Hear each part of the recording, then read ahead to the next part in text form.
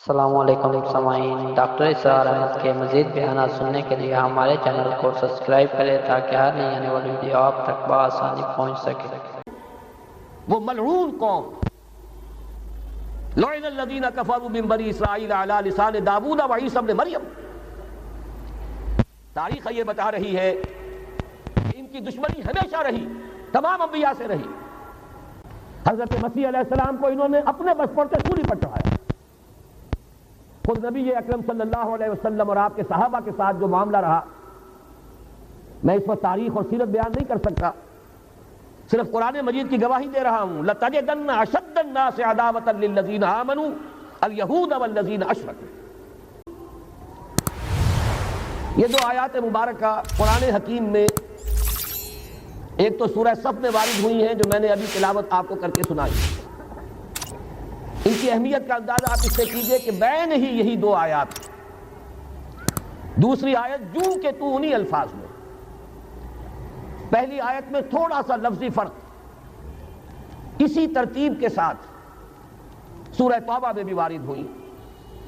وہاں فرمایا یریدون ان یطفئوا نور اللہ بافواہہم ویابی اللہ الا ان یتم نورہ ولو کرہ الکافرون هو الذی ارسل رسولہ بالہدی ودین الحق لیظہرہ علی الدین کلہ ولو کرہ المشرکون۔ یریدون، یہ لوگ ارادہ کیے ہوئے ہیں، تلے ہوئے ہیں۔ عام طور پر ترجمہ کر دیتے ہیں چاہتے ہیں، نہیں، چاہت سے بڑا اونچا معاملہ ہے ارادہ۔ یریدون، یہ تلے ہوئے ہیں اس بات پر، لیطفئوا نور اللہ بافواہہم، کہ وہ اللہ کے نور کو اپنے منہ کی پھونکوں سے بجھا دیں۔ واللہ متم نورہ، اور اللہ کا اٹل فیصلہ ہے وہ اپنے نور کا اتمام فرما کر رہے گا۔ وَلَوْ كَرِهَ الْكَافِرُونَ، کا یہ کافروں کو کتنا ہی ناپسند۔ دوسری جگہ فرمایا یریدون ان یطفئوا نور اللہ بافواہہم ویابی اللہ الا ان یتم نورہ، یہ تلے ہوئے ہیں کہ اللہ کے نور کو اپنے منہ کی پھونکوں سے بجھا دے، اور اللہ کو ہرگز منظور نہیں ہے مگر صرف یہ کہ وہ اپنے دین کا، اپنے نور کا اتمام فرما کر رہے ہیں۔ یہاں یریدون کا فاعل کون ہے؟ کون تلے ہوئے ہیں؟ عام طور پر شاید ہم تمام کفار کو اس میں جمع کر جاتے ہیں، تعین کے ساتھ یہاں یہودی مراد ہے۔ سورہ صف اور سورہ توبہ دونوں میں اس سے قبل یہود کا تذکرہ ہے۔ یہودی تلا ہوا ہے، یہودیوں کا اٹل فیصلہ ہے کہ وہ اللہ کے نور کو اپنے منہ کی پھونکوں سے بجھائے گا۔ اس کو اچھی طرح نوٹ کر لیجئے کہ تاریخ انسانی میں خیر و شر کی جو کشمکش رہی ہے، ہمارا ایمان یہ ہے کہ اصل میں ایک طرف ابلیس اور اس کی ذریت ہے، صلبی بھی مانوی بھی، دوسری طرف اللہ کے رسول اور ان کے امتی رہے، ستیزہ کار رہا ہے ازل سے تا امروز، چراغ مصطفی سے شرار بولہبی، کشمکش جاری رہی۔ قرآن مجید میں 7 مقامات پر قصہ آدم و ابلیس ہے۔ اللہ سے اس نے مہلت مانگی قیامت تک کے لیے کہ مجھے مہلت دے کہ میں ثابت کر سکوں کہ آدم اور اس کی ذریت، اس کی نسل تیری وفادار نہیں رہے گی، میں انہیں گمراہ کر کے چھوڑوں۔ قرآن کا ہر طالب علم جانتا ہے اللہ نے اسے مہلت دی، اور اس نے پھر جو دھمکی دی تھی، بار بار آیا ہے، میں آدم کی نسل کا اغوا کر کے رہوں گا، انہیں گمراہ کر کے رہوں گا، ان پر سامنے سے حملہ کروں گا، پیچھے سے حملہ کروں گا، دائیں سے حملہ آور ہوں گا، بائیں سے حملہ آور ہوں گا، اور تو دیکھے گا اے پروردگار کہ تو نے جو مقام اور مرتبہ خلافت عطا کیا آدم کو، آدم کی ذریت اس کی اہل ثابت نہیں۔ یہ چیلنج ہے جو قرآن مجید میں آیا ہے۔ اب ایک بات یہ نوٹ کیجئے کہ اس ذریت آدم کا جو ازلی دشمن ہے ابلیس، اس کا سب سے بڑا ایجنٹ اس دنیا میں کئی ہزار برس سے یہودی ہے۔ دنیا میں، انسانوں میں ان کے سب سے بڑے ایجنٹ، کارندے، وہ مغضوب علیہم قوم، وہ ملعون قوم، لعن الذین کفروا من بنی اسرائیل علی لسان داؤد و عیسی ابن مریم۔ تاریخ یہ بتا رہی ہے کی دشمنی ہمیشہ رہی، تمام انبیاء سے رہی۔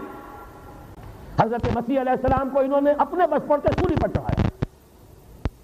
خود نبی اکرم صلی اللہ علیہ وسلم اور آپ کے صحابہ کے ساتھ جو معاملہ رہا، میں اس وقت تاریخ اور سیرت بیان نہیں کر سکتا، صرف قرآن مجید کی گواہی دے رہا ہوں۔ لَتَجِدَنَّ أَشَدَّ النَّاسِ عَدَاوَةً لِلَّذِينَ آمَنُوا الْيَهُودَ وَالَّذِينَ أَشْرَكُوا۔ تمام انسانوں میں مسلمانوں کے بدترین دشمن یہودی اور مشرک ہیں۔ یہ یہودی میں چاہتا ہوں کہ تاریخ جو ہماری امت مسلمہ کی ہے اس کے حوالے سے ان کا جو بھی کردار رہا ہے اس پر ایک نظر ڈال لیجیے۔ سب سے پہلے عبداللہ ابن سبا یہودی نے اسلام کا لبادہ اوڑھ کر مسلمانوں کو آپس میں ٹکرایا، الفتنۃ الکبریٰ۔ 1,00,000 مسلمان ایک دوسرے کی تلواروں اور نیزوں سے ختم ہوئے۔ خلافت کی توسیع کا جو سیلاب چل رہا تھا، تھمتا نہ تھا کسی سے سیل رواں ہمارا، وہ آپس کی چپقلش سے، خانہ جنگی سے، اس سیلاب سے آگے بڑھنے کی توسیع کا معاملہ ختم ہو گیا۔ اس کے بعد تاریخ ایک عجیب حقیقت سامنے لاتی جس کی گواہی خود انہوں نے دی ہے۔ بن گوریان نے جو کتاب لکھی ہے اس میں تسلیم کیا۔ مسلمانوں کی مہربانی، ایک رؤوف اور رحیم رسول کی امتی ہونے کے ناطے ان میں شفقت اور رحمت، جیسے اللہ تعالیٰ نے حضور سے کہا قرآن میں 2 مرتبہ، اے نبی آپ کی رافت اور شفقت سے یہ کافر اور منافق فائدہ نہ اٹھانے پائیں۔ یا ایھا النبی جاہد الکفار والمنافقین واغلظ علیہم، ان پر سختی کی۔ لیکن یہ کہ حضور کا اپنا ایک مزاج تھا، شفقت، رحمت للعالمین بنا کر بھیجے گئے۔ اسی کا عکس تھا صحابہ کرام میں۔ سب سے پہلا سہارا جو انہیں ملا ہے 550 برس کے بعد انہیں یروشلم میں داخلے کی اجازت حضرت عمر نے دی ہے رضی اللہ تعالیٰ عنہ۔ ورنہ 70 عیسوی میں جب ٹائٹس نے یروشلم کو برباد کیا، ہیکل سلیمانی کو مسمار کیا، 1,33,000 یہودی ایک دن میں قتل کیے، اور اس وقت سے جو جلا وطن کیا ہے تو یہ یروشلم میں داخل نہیں ہو سکتے تھے 550 برس تک، تاکہ اللہ تعالیٰ نے حضرت عمر رضی اللہ تعالیٰ عنہ کے دست مبارک پر یروشلم کو فتح کرایا، اور آپ نے پھر اس کو ڈکلیئر کیا اوپن سٹی۔ یہاں عیسائی بھی آئیں، یہودی بھی آئیں، اگرچہ ایک حقیقت تاریخی لوگوں کے علم میں نہیں ہے۔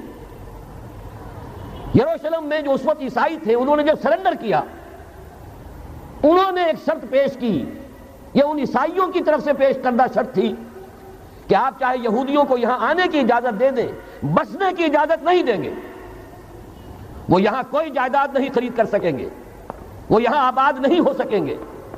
چنانچہ اس وقت سے لے کر 1917 تک کوئی یہودی فلسطین میں آباد نہیں ہو سکا۔ البتہ اس عرصے میں جسے یہ ڈائسپورا کہتے ہیں، انتشار کا دور، تسلیم کرتے ہیں کہ ہمارا اس انتشار کے دور میں جو سنہری زمانہ ہے وہ مسلم اسپین، ہسپانیہ میں جب مسلمانوں کی حکومت قائم تھی، پھر مسلمانوں کی شفقت سے، رحمت سے، ان کی نرمی سے فائدہ اٹھا کر، اور انہوں نے وہاں سے عیسائیت بحیثیت مذہب اور یورپی اقوام ان کے اندر نقب لگائی ہے، اور واقعہ یہ ہے کہ اپنے ان ازلی دشمنوں کو انہوں نے فتح کیا۔ اس کو بھی اچھی طرح سمجھ لیجئے، مسلم اسپین سے انہوں نے آزاد خیالی، حریت فکر، اس کے عنوان سے جو کام شروع کیا تھا، اسی کے نتیجے میں یورپ میں پروٹسٹنٹ مذہب پیدا ہوا۔ جب تک رومن کیتھولک مذہب کا وہاں غلبہ تھا، وہاں یہودیوں پہ بہت سخت پرسیکیوشن بھی ہوتی تھی، انہیں سودی کاروبار کرنے کی اجازت نہیں تھی، لیکن انہوں نے پروٹسٹنٹس کے ذریعے سے سودی کاروبار کی اجازت لی۔ نمبر 2، آزادی کے نام پر جنسی بے راہ روی کو فروغ دیا، سود کا جال پھیلا کر مالیاتی طور پر اپنی شکنجے میں یورپ کو کس لیا۔ اور تیسری طرف سائنٹیفک جو ترقی ہو رہی تھی اس کا رخ مادہ پرستی کی طرف پھیر کر جدید دجالی تہذیب کی بنیاد ڈالی۔ علم تو بہت بڑی نعمت ہے، لیکن یہ علم انسان کے لیے مضر ثابت ہوا کیوں؟ اس لیے کہ مادہ پرستی اور الحاد، مذہب کی دشمنی جب یہ کسی قوم کے اندر آ جاتی ہے تو ظاہر ہے کہ اب جتنے وسائل اس کے پاس آ جائیں گے وہ منفی مقاصد کے لیے استعمال ہوں گے۔ ان کا نتیجہ انسانوں کے حق میں خیر نہیں شر کی صورت میں برآمد ہوگا، اور وہی در حقیقت آج کی یہ دجالی تہذیب۔ اس کا جو سب سے زیادہ تلخ باب ہے، ذرا نوٹ کیجئے، ماضی قریب تک رومن کیتھولک عیسائی یہودیوں کو دشمن سمجھتے تھے اور یہودیوں کو حضرت مسیح کو سولی پر چڑھانے کا مجرم سمجھتے تھے۔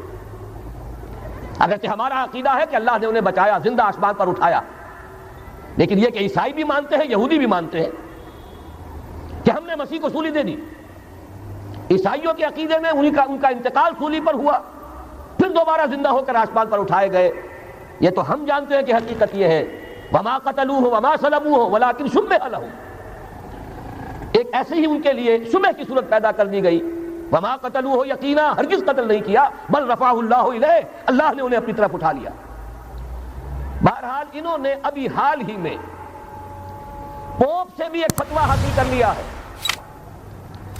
کہ یہودیوں پر جرم نہیں ہے، الزام نہیں ہے مسیح کو سولی دینے کا۔ تاریخ بدل گئی، جو 1900 برس تک ایک تاریخ چلی آ رہی تھی، بیک جنبش قلم پوپ صاحب نے انہیں اس ذمہ داری سے بری۔ اور آپ نے دیکھا ہوگا حال ہی میں اسحاق ریبین جب یہ واشنگٹن سے واپس آ رہا تھا، جب کچھ وقفہ پڑ گیا تھا، جو مصالحت کی گفتگو ہو رہی تھی پی ایل او کے ساتھ، تو واشنگٹن سے واپس آتے ہوئے پوپ سے مل کر آیا ہے۔ اب ویٹیکان نے تسلیم کر لیا ہے اسرائیل کو، اب سفارت خانہ ویٹیکان کا یروشلم میں کھلنے والا ہے۔ میری اس پوری گفتگو کا حاصل کیا ہے؟ انہوں نے 3 pronged اٹیک کے ذریعے سے یورپ کو اور یورپ کے ساتھ اب امریکہ، ان دونوں کو اپنے شکنجے میں کش لیا ہے، فتح کر چکے۔ یہ وہ بات تھی جو علامہ اقبال اس صدی کے آغاز میں دیکھ آئے تھے، فرنگ کی رگے جہاں پنجے یہود میں ہے۔ وہ تو صرف ایک قوم تھی، جرمن قوم، جسے کچھ عرصے کے بعد احساس ہو گیا کہ یہودی کس شے کا نام ہے۔ نتیجتاً یہودیوں کے قول کے مطابق 60 لاکھ یہودیوں کو اس نے قتل کیا ہے۔ لیکن اس کے علاوہ جس کو آج کل ویسٹ کہا جاتا ہے، وائٹ اینگلو سیکسن پروٹیسٹنٹس، ان کے اوپر مکمل تسلط ہے یہودیوں کا۔ وہ یہودیوں کے اعلی کار بنے ہوئے ہیں، سود کے ذریعے سے مالیاتی شکنجے میں جکڑا ہوا۔ فیڈرل ریزرو فنڈ جتنا بھی امریکہ کا ہے، یہ سرکاری بینک نہیں ہے، یہودیوں کے نجی ادارے ہیں، اور دنیا کی سب سے بڑی مقروض حکومت جو ہے وہ امریکہ کی ہے، یہودی قرض خواہ ہے، اور امریکہ کی حکومت ان کی مقروض ہے۔ اسی لیے کہا ہے نکسن نے اپنی کتاب میں کہ کوئی پریزیڈنٹ نہیں ہے امریکہ کا جو یہودیوں کی رائے کے خلاف چل سکے۔ اس نے یہ بات کہہ دی اور لکھ دی، کھل کر لکھ دی، اپنی کتاب میں لکھ دی۔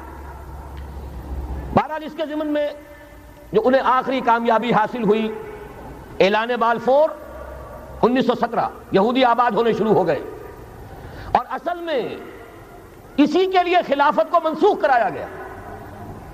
سلطان عبدالحمید، اگرچہ یہ ترکی خلافت جو ہے مرد بیمار کمزور، پھر بھی وہ مسلمانوں والا جذبہ اتنا تھا، انہیں بڑی سے بڑی رشوت پیش کی گئی تھی۔ ظاہر بات ہے یہودیوں سے بڑھ کر رشوت دینے والا کون ہو سکتا، جن کے ہاں ایسے بینکر ہوں جو 40 بلین ڈالر کا ایک چیک لکھ سکیں۔ پھر یہ کہ ان پر سیاسی دباؤ بہت ڈالا گیا۔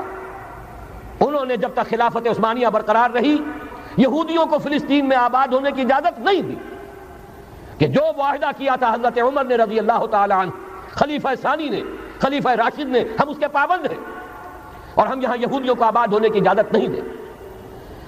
لہذا انہوں نے اس خلافت ہی کا بستر طے کرایا، اس لیے کہ نہ رہے بانس نہ بجے بانسری، نہ مسلمانوں کی وحدت ملی کی کوئی علامت دنیا میں باقی رہے، اور نہ مسلمان کسی مسئلے پر جمع ہو کر کوئی موقف اختیار کر سکے۔ اعلان بالفور کے نتیجے میں آباد کاری شروع ہوئی۔ 1948 میں اسرائیل قائم ہو گیا، معجزہ ہو گیا۔ 1967 میں اس کی توسیع ہو گئی۔ اس میں ایک بات اور بھی عرض کر دوں، یہ سارا کس طور سے ہوا ہے کام؟ آپ نے زائنزم کا نام تو سنا ہے، صہیونی تحریک۔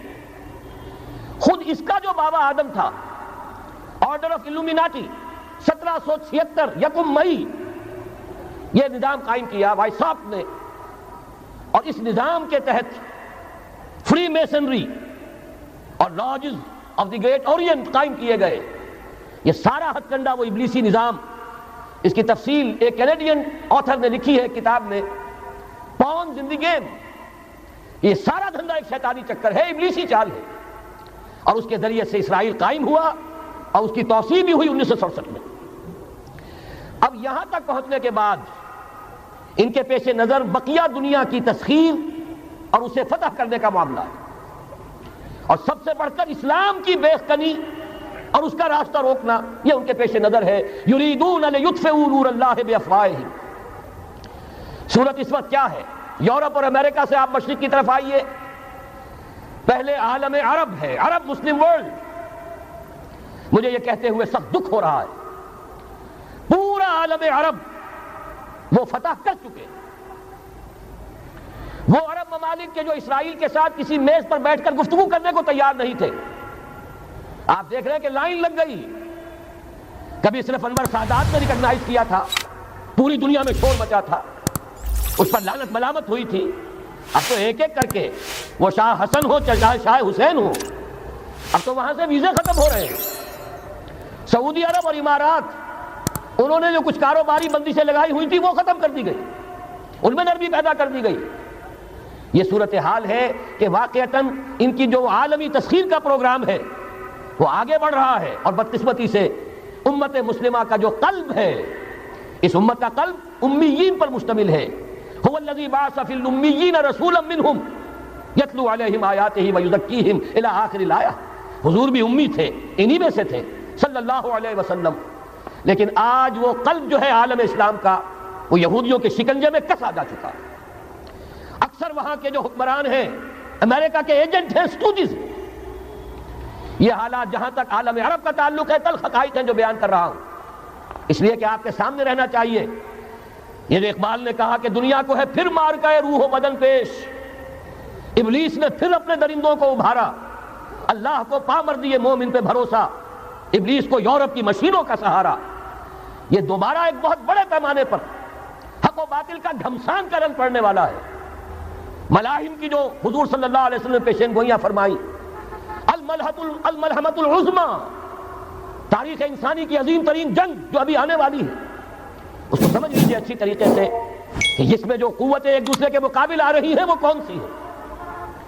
نیو ورلڈ آرڈر کہنے کو امریکہ کے زیر قیادت ہے, حقیقت میں امریکہ خود یہودیوں کے پنجے میں ہے. یہ وہی ابلیسی طاقت ہے جو آگے بڑھ رہی ہے.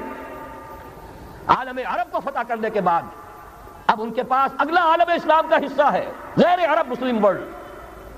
ایران ہے, اس کے شمال مشرق میں ترکستان ہے, روسی اور چینی, مشرق میں افغانستان ہے, پاکستان ہے. یہ ایک بہت بڑا سالڈ بلاک ہے. اس کے بعد اگرچہ ہندوستان آتا ہے, بھارت, ظاہر بات ہے کہ وہاں مسلمان اقلیت میں ہے سوائے کشمیر کے, لیکن یہ نوٹ کیجئے کہ وہاں بھی کم سے کم 15-18 کروڑ مسلمان موجود ہیں. آج بھی دنیا کا سب سے بڑا ملک جس میں مسلمانوں کی تعداد اور جن کی نفری سب سے بڑھ کر ہے وہ بھارت ہے. اس کے بعد پھر انڈونیشیا, ملائیشیا ہے. اس سے آگے ہے پھر فار ایسٹ, ابھی انہیں فتح کرنا ہے. نیو ورلڈ آرڈر کا یوں سمجھئے کہ ابھی یہ ہارڈ نٹ ٹو کریک, ابھی ایک لوہے کا چنا ہے چائنا کی شکل میں موجود. اور مجھے یاد آ رہا ہے ڈی گال کے الفاظ بہت سے لوگوں نے سنے ہوں گے.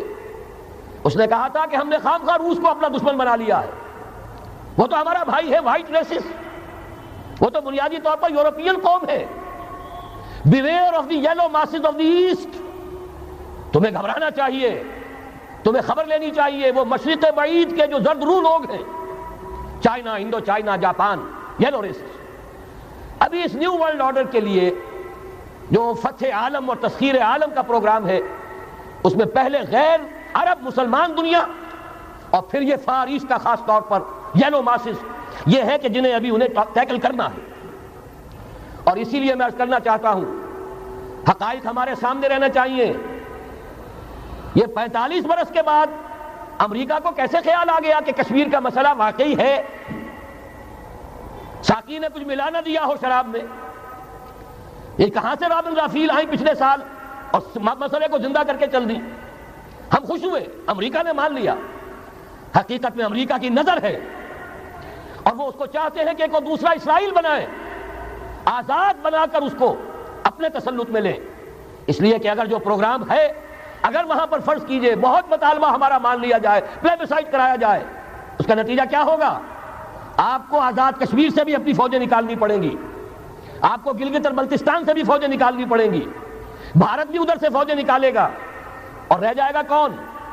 یہ ٹھاٹ پڑا رہ جائے گا جب لاج چلے گا بنجارا، رہ کون جائے گا؟ پھر تو وہی راج کرے گا جو یو این او پر قابض ہے، اور پھر ظاہر بات ہے کہ اس کے پاس دولت کے انبار اور جو بھی ان کی چالاکیاں اور ہوشیاریاں ہیں، ہو سکتا ہے کہ وہ اسے ایک نئے اسرائیل کی شکل دے دیں۔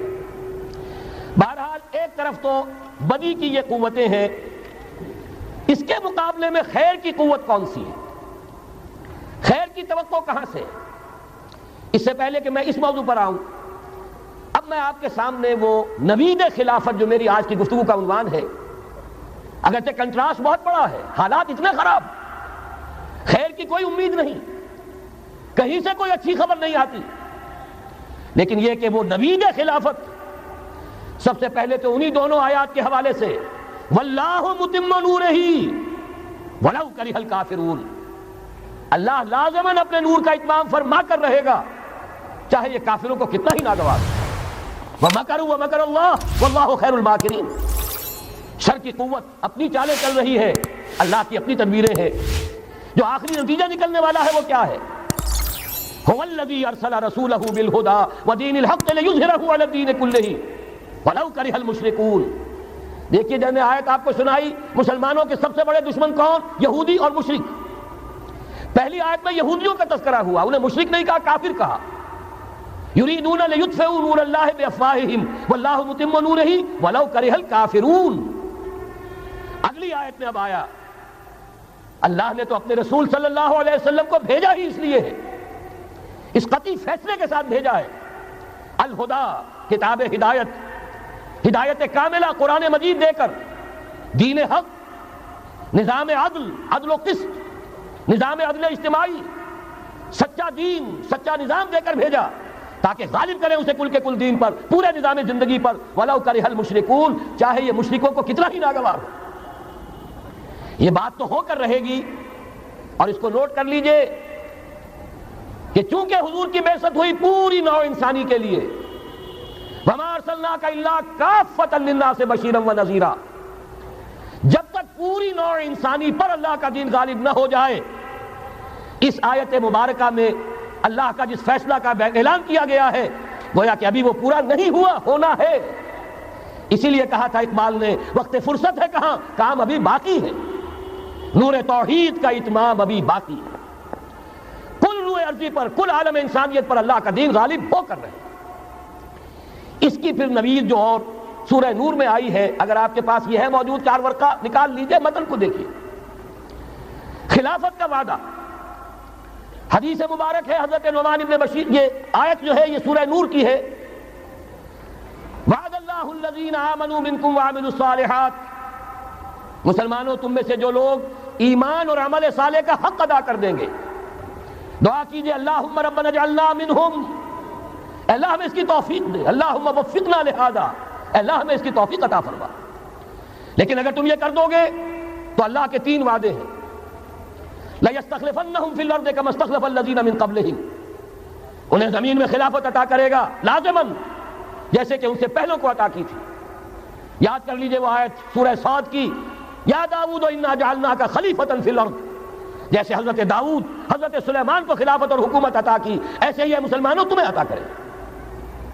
وَلَا يُمَكِّنَنَّ لَهُمْ دِينَهُمُ الَّذِي ارْتَضَىٰ لَهُمْ، اور ان کا وہ دین اسلام جو اللہ نے ان کے لیے پسند کر لیا ہے، اسے تمکن، غلبہ عطا کرے گا۔ وَلَا يُبَدِّلَنَّهُمْ مِن بَعْدِ خَوْفِهِمْ أَمْنًا، اور وہ بدل دے گا خوف کی حالت کو امن کی حالت سے۔ یہ 3 وعدے اصل میں ایک ہی ہیں، مسلمانوں کو خلافت عطا ہو جائے، ظاہر بات ہے دین کا غلبہ ہوگا، دین کا غلبہ ہو گیا، مسلمانوں کی حکومت ہو گئی، مسلمانوں کے لیے کوئی اندیشہ نہیں، خوف نہیں۔ اب نوٹ کیجئے تاریخی اعتبار سے جو اب وہ خیر کی بات چلنی شروع ہوئی، یہ آیت نازل ہوئی ہے سن 5 کے اواخر میں یا سن 6 کے شروع میں، چونکہ صحابہ کرام دونوں شرطیں پوری کر چکے غزوہ احزاب میں، اپنے صبر اور مثابرت، اپنی استقامت، اپنی قربانی، اس کا پورا ثبوت دے چکے، جبکہ وہ رجلیہ یہ شعر پڑھ رہے تھے، نحن الذین بایعوا محمدا علی الجہاد ما بقینا ابدا، ہم وہ لوگ ہیں جنہوں نے محمد سے صلی اللہ علیہ وسلم جہاد کی بیعت کی ہے اب یہ جاری رہے گا جب تک جان میں جان ہے۔ لہذا شرطیں چونکہ پوری ہو چکی، لہذا اللہ کی طرف سے اس کی جزا، اس کا بدلہ، وعدہ شروع ہو گیا پورا ہونا۔ سن 6 میں صلح حدیبیہ ہو گئی، انا فتحنا لک فتحا مبینا۔ سن 7 میں خیبر فتح ہو گیا، 8 میں مکہ فتح ہو گیا، 9 میں پورے عرب کی صفائی کر دی گئی، موپنگ اپ آپریشن۔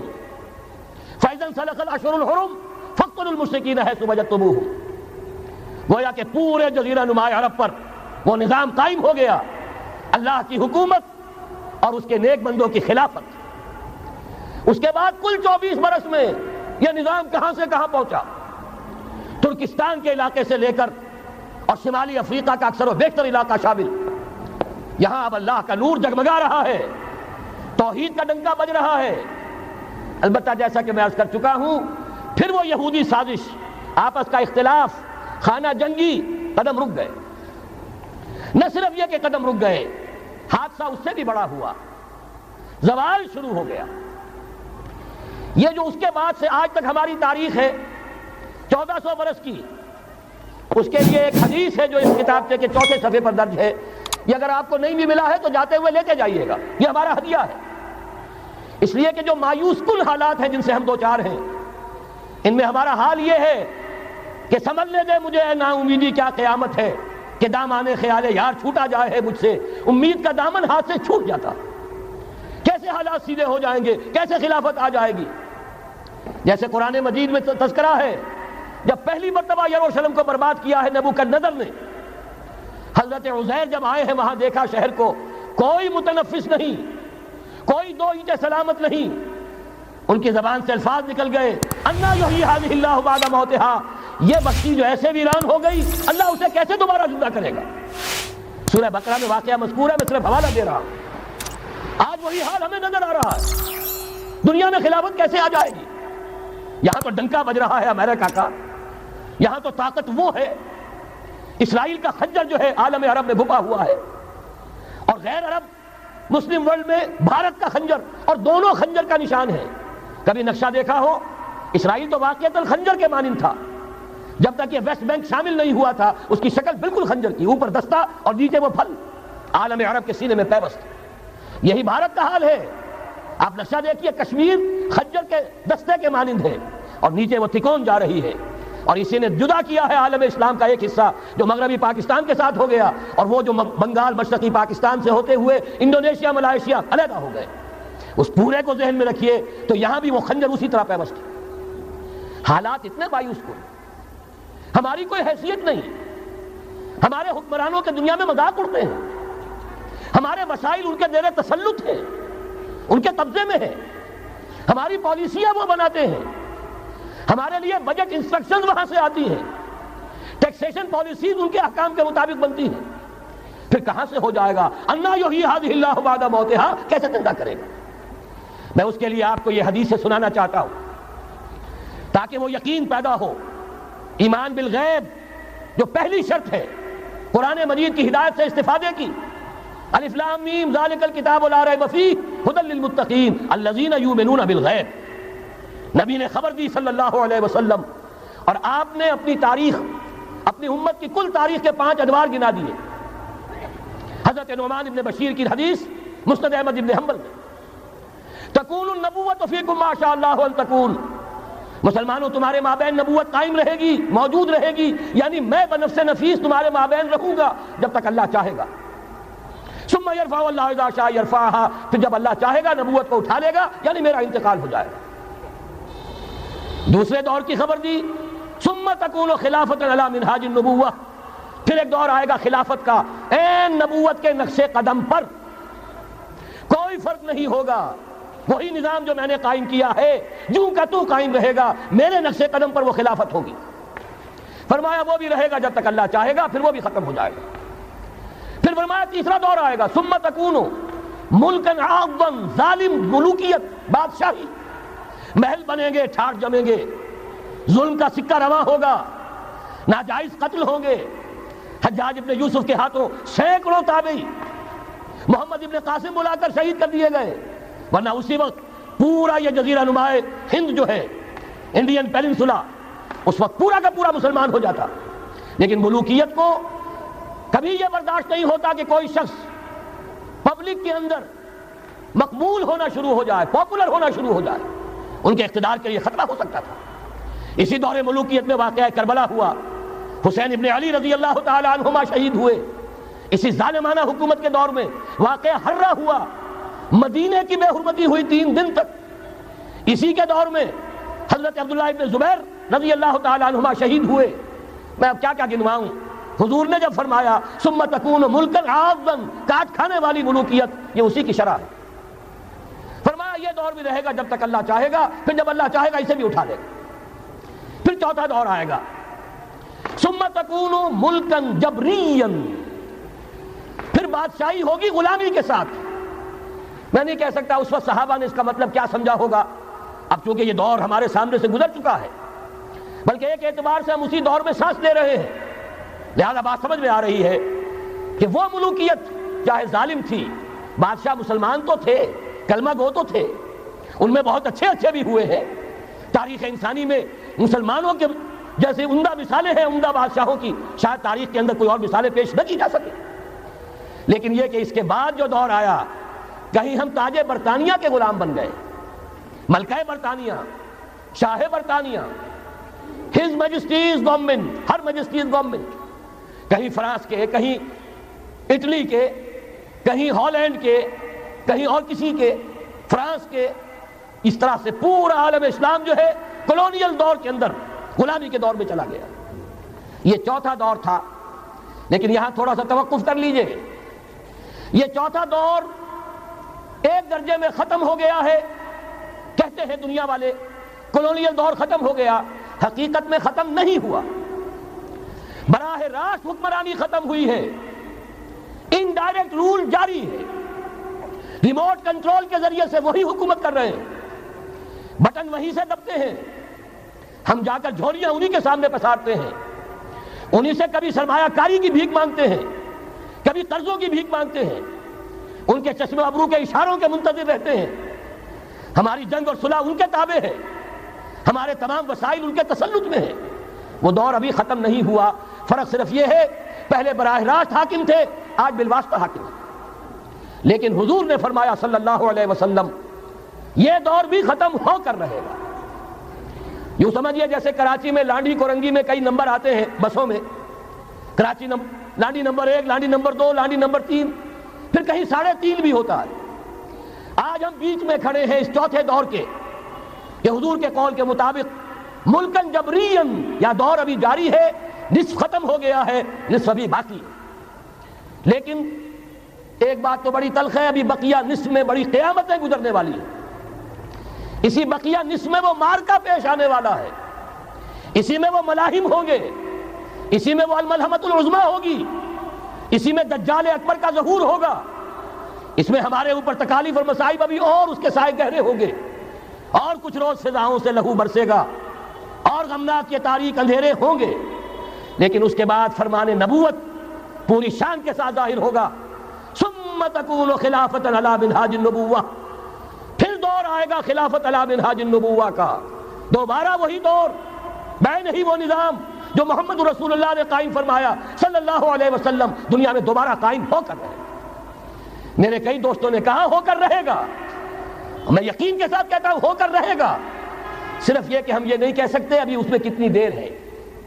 جیسے قرآن مجید میں کئی جگہ حضور سے کہلوایا گیا, نبی کہہ دیجئے ان ادری اقریب ام بعید ما توعدون, لوگوں جو وعدہ تم سے کیا جا رہا ہے یہ تو میں نہیں کہہ سکتا وہ جلدی پورا ہوگا یا دیر میں, ہوگا ضرور پورا. ان اللہ لا یخلف المیعاد, اللہ تعالیٰ اپنے وعدے کی خلاف ورزی نہیں کرتا. تو محمد الرسول اللہ صلی اللہ علیہ وسلم کی دی ہوئی نوید, دوبارہ خلافت علی منہاج النبوہ کا نظام قائم ہوگا. اور اس میں اب ذرا نور علی نور, 2 حدیثیں اسی کتابچے میں شامل ہیں. پھر عرض کر رہا ہوں یہ آپ کو مل جائے گا اگر نہیں ہے اس وقت, اور میں چاہتا ہوں آپ ان کے متن یاد کریں, ان حدیثوں کے مبلغ بن جائیں, ان آیات کو حفظ جان بنائیں, تاکہ مایوسی کا مداوع ہو سکے. ہمتیں جو پست ہو رہی ہیں ان میں دوبارہ عزم جمع پیدا ہو سکے. اس لیے ہم نے بڑی تعداد میں اسے شائع کیا ہے. 100 کے پیکٹس کے اندر آپ کو یہ مل سکے گا اگر آپ لینا چاہیں. عام کریں, پھیلائیں. پہلی حدیث ہے مسلم شریف کی, صحیحین میں سے ایک, سند کے اعتبار سے بلند ترین درجہ. حضرت ثوبان اس کے راوی ہے رضی اللہ تعالی عنہ. بڑے پیارے الفاظ ہیں محمد الرسول اللہ صلی اللہ علیہ وسلم کے. فرماتے ہیں ان اللہ زوالی الارض, اللہ نے میرے لیے پوری زمین کو سکیڑ دیا, لپیٹ دیا. فرائے مشارقہا و مغاربہا, میں نے اس کے سارے مشرق دیکھ لیے, سارے مغرب دیکھ لیے. وَإِنَّ أُمَّتِي سَيَبْلُغُ مُلْكُهَا مَا زُوِيَ لِي مِنْهَا, اور یقین رکھو میری امت کی حکومت ان تمام علاقوں پر قائم ہو کر رہے گی جو مجھے اس طرح زمین کو سکیڑ کر اور لپیٹ کر دکھا دیے گئے. اب جس شخص کو بھی محمد کی رسالت پر ایمان ہے صلی اللہ علیہ وسلم, اسے کوئی شک نہیں ہو سکتا. دوسری روایت حضرت مقداد سے, یہ مسند احمد ابن حنبل کی روایت. حضرت مقداد رضی اللہ تعالیٰ عنہ فرماتے ہیں حضور نے ارشاد فرمایا لا يبقى على ظهر الارض بیت مدر ولا وبر الا ادخلہ اللہ کلمۃ الاسلام. اس روئے ارضی پر کوئی گھر نہیں بچے گا, نہ اینٹ گارے کا بنا ہوا نہ کمبلوں کا بنا ہوا خیمہ رہے گا جس میں اللہ تعالیٰ کلمہ اسلام کو داخل نہ کر دے. کل روئے ارضی پر ہر گھر میں اسلام داخل ہوگا. لیکن اس میں بڑی اہم بات ہے, ہمارے بعض دانشور آج جو گمراہیاں پھیلا رہے ہیں اس کا توڑ اس حدیث میں ہے, اور ہمیں صدمہ ہے. علامہ اقبال کا فرزند, اور وہ اس مغالطوں کو عام کر رہا ہے. اور بھی چھٹ بھئیے دانشور تھے, ان کی بات کی کوئی اہمیت نہیں تھی, لیکن اب وہی بات کہی ہے ڈاکٹر جاوید اقبال نے. اس حدیث میں اس کا توڑ ہے. اسلام کا غلبہ ہوگا تو کیسے ہوگا؟ بعز عزیز و ذل ذلیل, یا تو کسی عزت والے کے اعزاز کے ساتھ ہوگا اور یا کسی کمزور کی مغلوبیت کی بنیاد پر ہوگا. اما یعزہم اللہ, یا تو اللہ گھر والوں کو, خیمے والوں کو اعزاز عطا فرمائے گا, فیکونون من اہلہا, وہ اسلام ہی کے کلمے کو قبول کر لیں گے. وَإِمَّا يُذِلُّهُمْ, یا اللہ انہیں مغلوب کر دے گا. فَيَدِينُونَ لَهَا, اور ان کے لیے لازم ہوگا کہ وہ اسلام کی تابع داری اختیار کریں. یہی دو راستے ہیں, یہی سورہ توبہ میں بتایا گیا تھا. ان یہودیوں سے, ان نصارہ سے مسلمانوں جنگ جاری رکھو, حتیٰ یؤتوا الجزیۃ عن ید وہم صاغرون, یہاں تک کہ اپنے ہاتھ سے جزیہ پیش کریں, چھوٹے بنیں, اسلام کی بالادستی کو قبول کریں. میثاق مدینہ یہ تو اصل میں جد و جہد کے دوران کا ایک مرحلہ ہے. دوران میں تو کبھی صورتحال بدلتی ہے, تدبیریں ہوتی ہیں, صلح بھی ہوتی ہے, جنگ بھی ہوتی ہے. آخری فیصلہ قرآن کا کیا ہے؟ مسلمان اور غیر مسلم مل کر ایک امت نہیں بن سکتے, ایک ملت نہیں بن سکتے. اسی بنیاد پر پاکستان بنایا. دو قومی نظریے کا سب سے بڑا پرچارک علامہ اقبال, وطنی قومیت کی نفی کرنے والا شدید ترین الفاظ میں علامہ اقبال, اور اس کے فرزند جو ہے وہ ایک قوم ہونے کا تصور دے رہے ہیں مسلمانوں اور غیر مسلموں کو. یہاں تو ایک ہی راستہ ہے. صحابہ کرام کی فوجیں جب نکلی جہاں گئیں, تین آلٹرنیٹو. ایمان لے آؤ, ہمارے برابر کے ہوگے, بھائی ہوگے, جان مال عزت آبرو املاک جائیداد ہر چیز جیسی ہے ویسی رہے گی, ہمارے کندھے سے کندھا لگا کر کھڑے ہوگے. یہ نہیں تو چھوٹے بنو, اسلام کی بالادستی قبول کرو, جزیہ دینا منظور کرو, اور یہ بھی نہیں تو صرف ایک تھرڈ آپشن ہے, آؤ میدان میں, تلوار ہمارے اور تمہارے درمیان فیصلہ کرے گی. یہ ہے تاریخ. آخری بات جو کہی گئی سورہ توبہ میں وہ تو یہ ہے. میثاق مدینہ تو ایک درمیان کی ایک تدبیر ہے, معاہدات ہوتے ہیں. معاہدات تو مشرکین عرب سے ہوئے جس کی کامل تنسیخ کی, براۃ من اللہ ورسولہ الی الذین عاہدتم من المشرکین. سارے معاہدات آج ختم کیے جا رہے ہیں, اعلان عام کیا جا رہا ہے, کوئی معاہدہ نہیں ہے. باطل دوئی پسند ہے, حق لا شریک ہے, شرکت میں آنا ہے, حق و باطل نہ کر قبول. علامہ اقبال تو یہ کہہ رہے ہیں. بہرحال ذہن میں رکھیے حضرت مقداد کی اس حدیث نے بہت بڑا عقدہ حل کیا ہے. اسی لیے جب حضور سے یہ الفاظ سنے حضرت مقداد نے تو کہتے ہیں فقلت, تو میں نے اپنے دل میں یہ کہا, وَيَكُونَ الدِّينُ كُلُّهُ لِلَّهِ, یہ جو سورہ انفال میں الفاظ آئے ہیں, دین پورا کا پورا اللہ کے لیے ہو جائے گا. یہ تبھی ہوگا جبکہ کل روئے ارضی پر کوئی گھر نہ بچے, کوئی خیمہ نہ رہے جو یا تو اس کے گھر والے اور خیمے والے اسلام لے آئیں یا اسلام کی تابع داری قبول کر دیں, تب کے لیے تیار ہوں, تب ہوگا. اسی کو اقبال نے کہا تھا جواب شکوہ میں, وقت فرصت ہے کہاں, کام ابھی باقی ہے، نور توحید کا اتمام ابھی باقی۔ لیکن یہ جو حدیثیں میں نے آپ کو سنائی ہے، علامہ اقبال نے در حقیقت انہی کا نقشہ کھینچا ہے۔ آسماں ہوگا سحر کے نور سے آئینہ پوش، اور ظلمت رات کی سیما پا ہو جائے گی، پھر دلوں کو یاد آ جائے گا پیغام سجود، پھر جبھی خاک حرم سے آشنا ہو جائے گی۔ آنکھ جو کچھ دیکھتی ہے لب پہ آ سکتا نہیں، محو حیرت ہوں کہ دنیا کیا سے کیا ہو جائے گی۔ شب گریزہ ہوگی آخر جلوہ خورشید سے، یہ چمن معمور ہوگا نغمہ توحید سے۔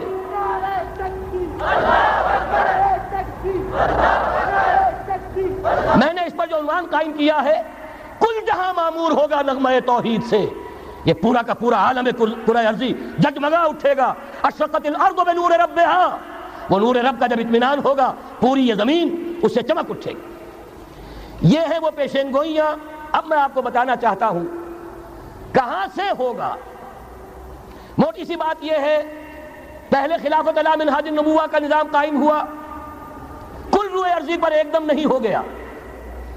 ایک ملک جزیرہ نما عرب، محمد الرسول اللہ صلی اللہ علیہ وسلم والذین معہ رضی اللہ تعالی عنہم اجمعین، ان کی جد و جہد، ایثار، قربانی، اس کے نتیجے میں جزیرہ نما عرب وہاں یہ نظام قائم ہو گیا۔ پھر پھیلا، پھر توسیع ہوئی۔ 3 لشکر نکلے تھے، مشرق، مغرب، شمال۔ شمال میں اوشیائے کوچک ترکی کا علاقہ، مشرق میں خراسان تک، مشرق میں یہ ماوراء النہر تک، مغرب میں بحر اوقیانوس تک۔ دشت و دشت ہیں، دریا بھی نہ چھوڑے ہم نے، بحر ظلمات میں دوڑا دیے گھوڑے ہم نے۔ اب بھی یہی ہوگا، کسی ایک جگہ سے ہوگا۔ یہ میں اب آپ کو بتانا چاہتا ہوں کہاں سے ہوگا۔ پہلے اس کے جو شواہد ہیں وہ سمجھ لیجئے، پھر حدیثیں میں سامنے لاؤں گا۔ میں نے عرض کیا تھا کہ مغرب سے یہ سیلاب نیو ورلڈ آرڈر کا چلا، جو کہ در حقیقت یہودیوں کا مالیاتی نظام ہے۔ اس مالیاتی شکنجے میں انہوں نے یورپ، امریکہ کو جکڑا ہوا ہے۔ اس کے بعد ان کی فتوحات کا دائرہ عالم عرب ان کے شکنجے میں آ چکا۔ ابھی آپ نے خبریں پڑھی ہوں گی، اب تو ہزاروں فنڈامنٹل سعودی عرب میں گرفتار ہو رہے ہیں، علماء گرفتار ہو رہے ہیں۔ یہ ساری حکومتیں جو امریکہ کے ایجنٹوں پر مشتمل ہیں، در حقیقت یہی سب سے پہلے اپنے ہاں کے جو مسلمان ہیں، جنہیں یہ کہتے ہیں کہ یہ فنڈامنٹلسٹ ہیں، سب سے پہلے تشدد ان کی طرف سے ہوگا۔ بہرحال اب اس سے آگے ہے عالم اسلام کا وہ حصہ جس میں میں اور آپ بھی ہیں، یہ غیر عرب عالم اسلام، ایران سے شروع ہو کر پھر افغانستان، جو حضور کے زمانے میں خراسان کہلاتا تھا۔ یہ پورا افغانستان، کچھ تھوڑا سا حصہ ایران کا، کچھ تھوڑا سا حصہ روسی ترکستان کا، کچھ حصہ پاکستان کا، یہ سب حضور کے زمانے میں خراسان کہلاتا تھا۔ اس کے ضمن میں جان لیجئے اب یہ نیوکلیس بننے والا ہے، یہاں سے خلافت کا آغاز ہو کر رہے گا۔ اس کے شواہد کیا ہیں؟ پہلی بات نوٹ کیجئے، ختم نبوت کے بعد سارا سلسلہ مجددین کا ہے رحمہم اللہ۔ 1000 برس تک سارے مجدد عالم عرب میں پیدا ہوئے۔ 11ویں صدی سے یہ صنم خانہ ہند، مجددین کی آماجگاہ، مجدد الف ثانی رحمت اللہ علیہ، 11ویں صدی ہجری یا الف ثانی، اسی کے دوسرا 1000 سال وہیں سے شروع ہوا۔ کہاں کے رہنے والے تھے؟ 12ویں صدی کے مجدد اعظم شاہ ولی اللہ دہلوی، 13ویں صدی میں سید احمد بریلوی اور ان کے ساتھی شہید شاہ اسماعیل شہید، 14ویں صدی میں شیخ الہند اسیر مالٹا، انگریز سے ٹکرا جانے والا۔ یہ مضمون ہم نے چھاپا تھا، اگرچہ چھپا تھا وہ پاکستان، روزنامہ پاکستان میں، ہم نے بھی اسے چھاپا۔ اب دوبارہ جو کتاب کا شائع کیا ہے، انگلینڈ میں، انگلستان میں خلافت کی آذان کے عنوان سے اسپیشل ایک جو ہے ندائے خلافت کا ایشو آیا ہے، اس میں دوبارہ ریپیٹ کیا ہے۔ اس سے آپ کو اندازہ ہوگا شیخ الہند کی شخصیت کا۔ جرمنی تک سے ان کی گفتگو چل رہی تھی، دارالخلافہ ترکی سے گفتگو چل رہی تھی، ہندوستان کو آزاد کرا کر دوبارہ اس کو ایک دارالاسلام کی شکل دینا۔ اس لیے کہ اس وقت تک آپ کو معلوم ہونا چاہیے ہندو ابھی سویا ہوا تھا۔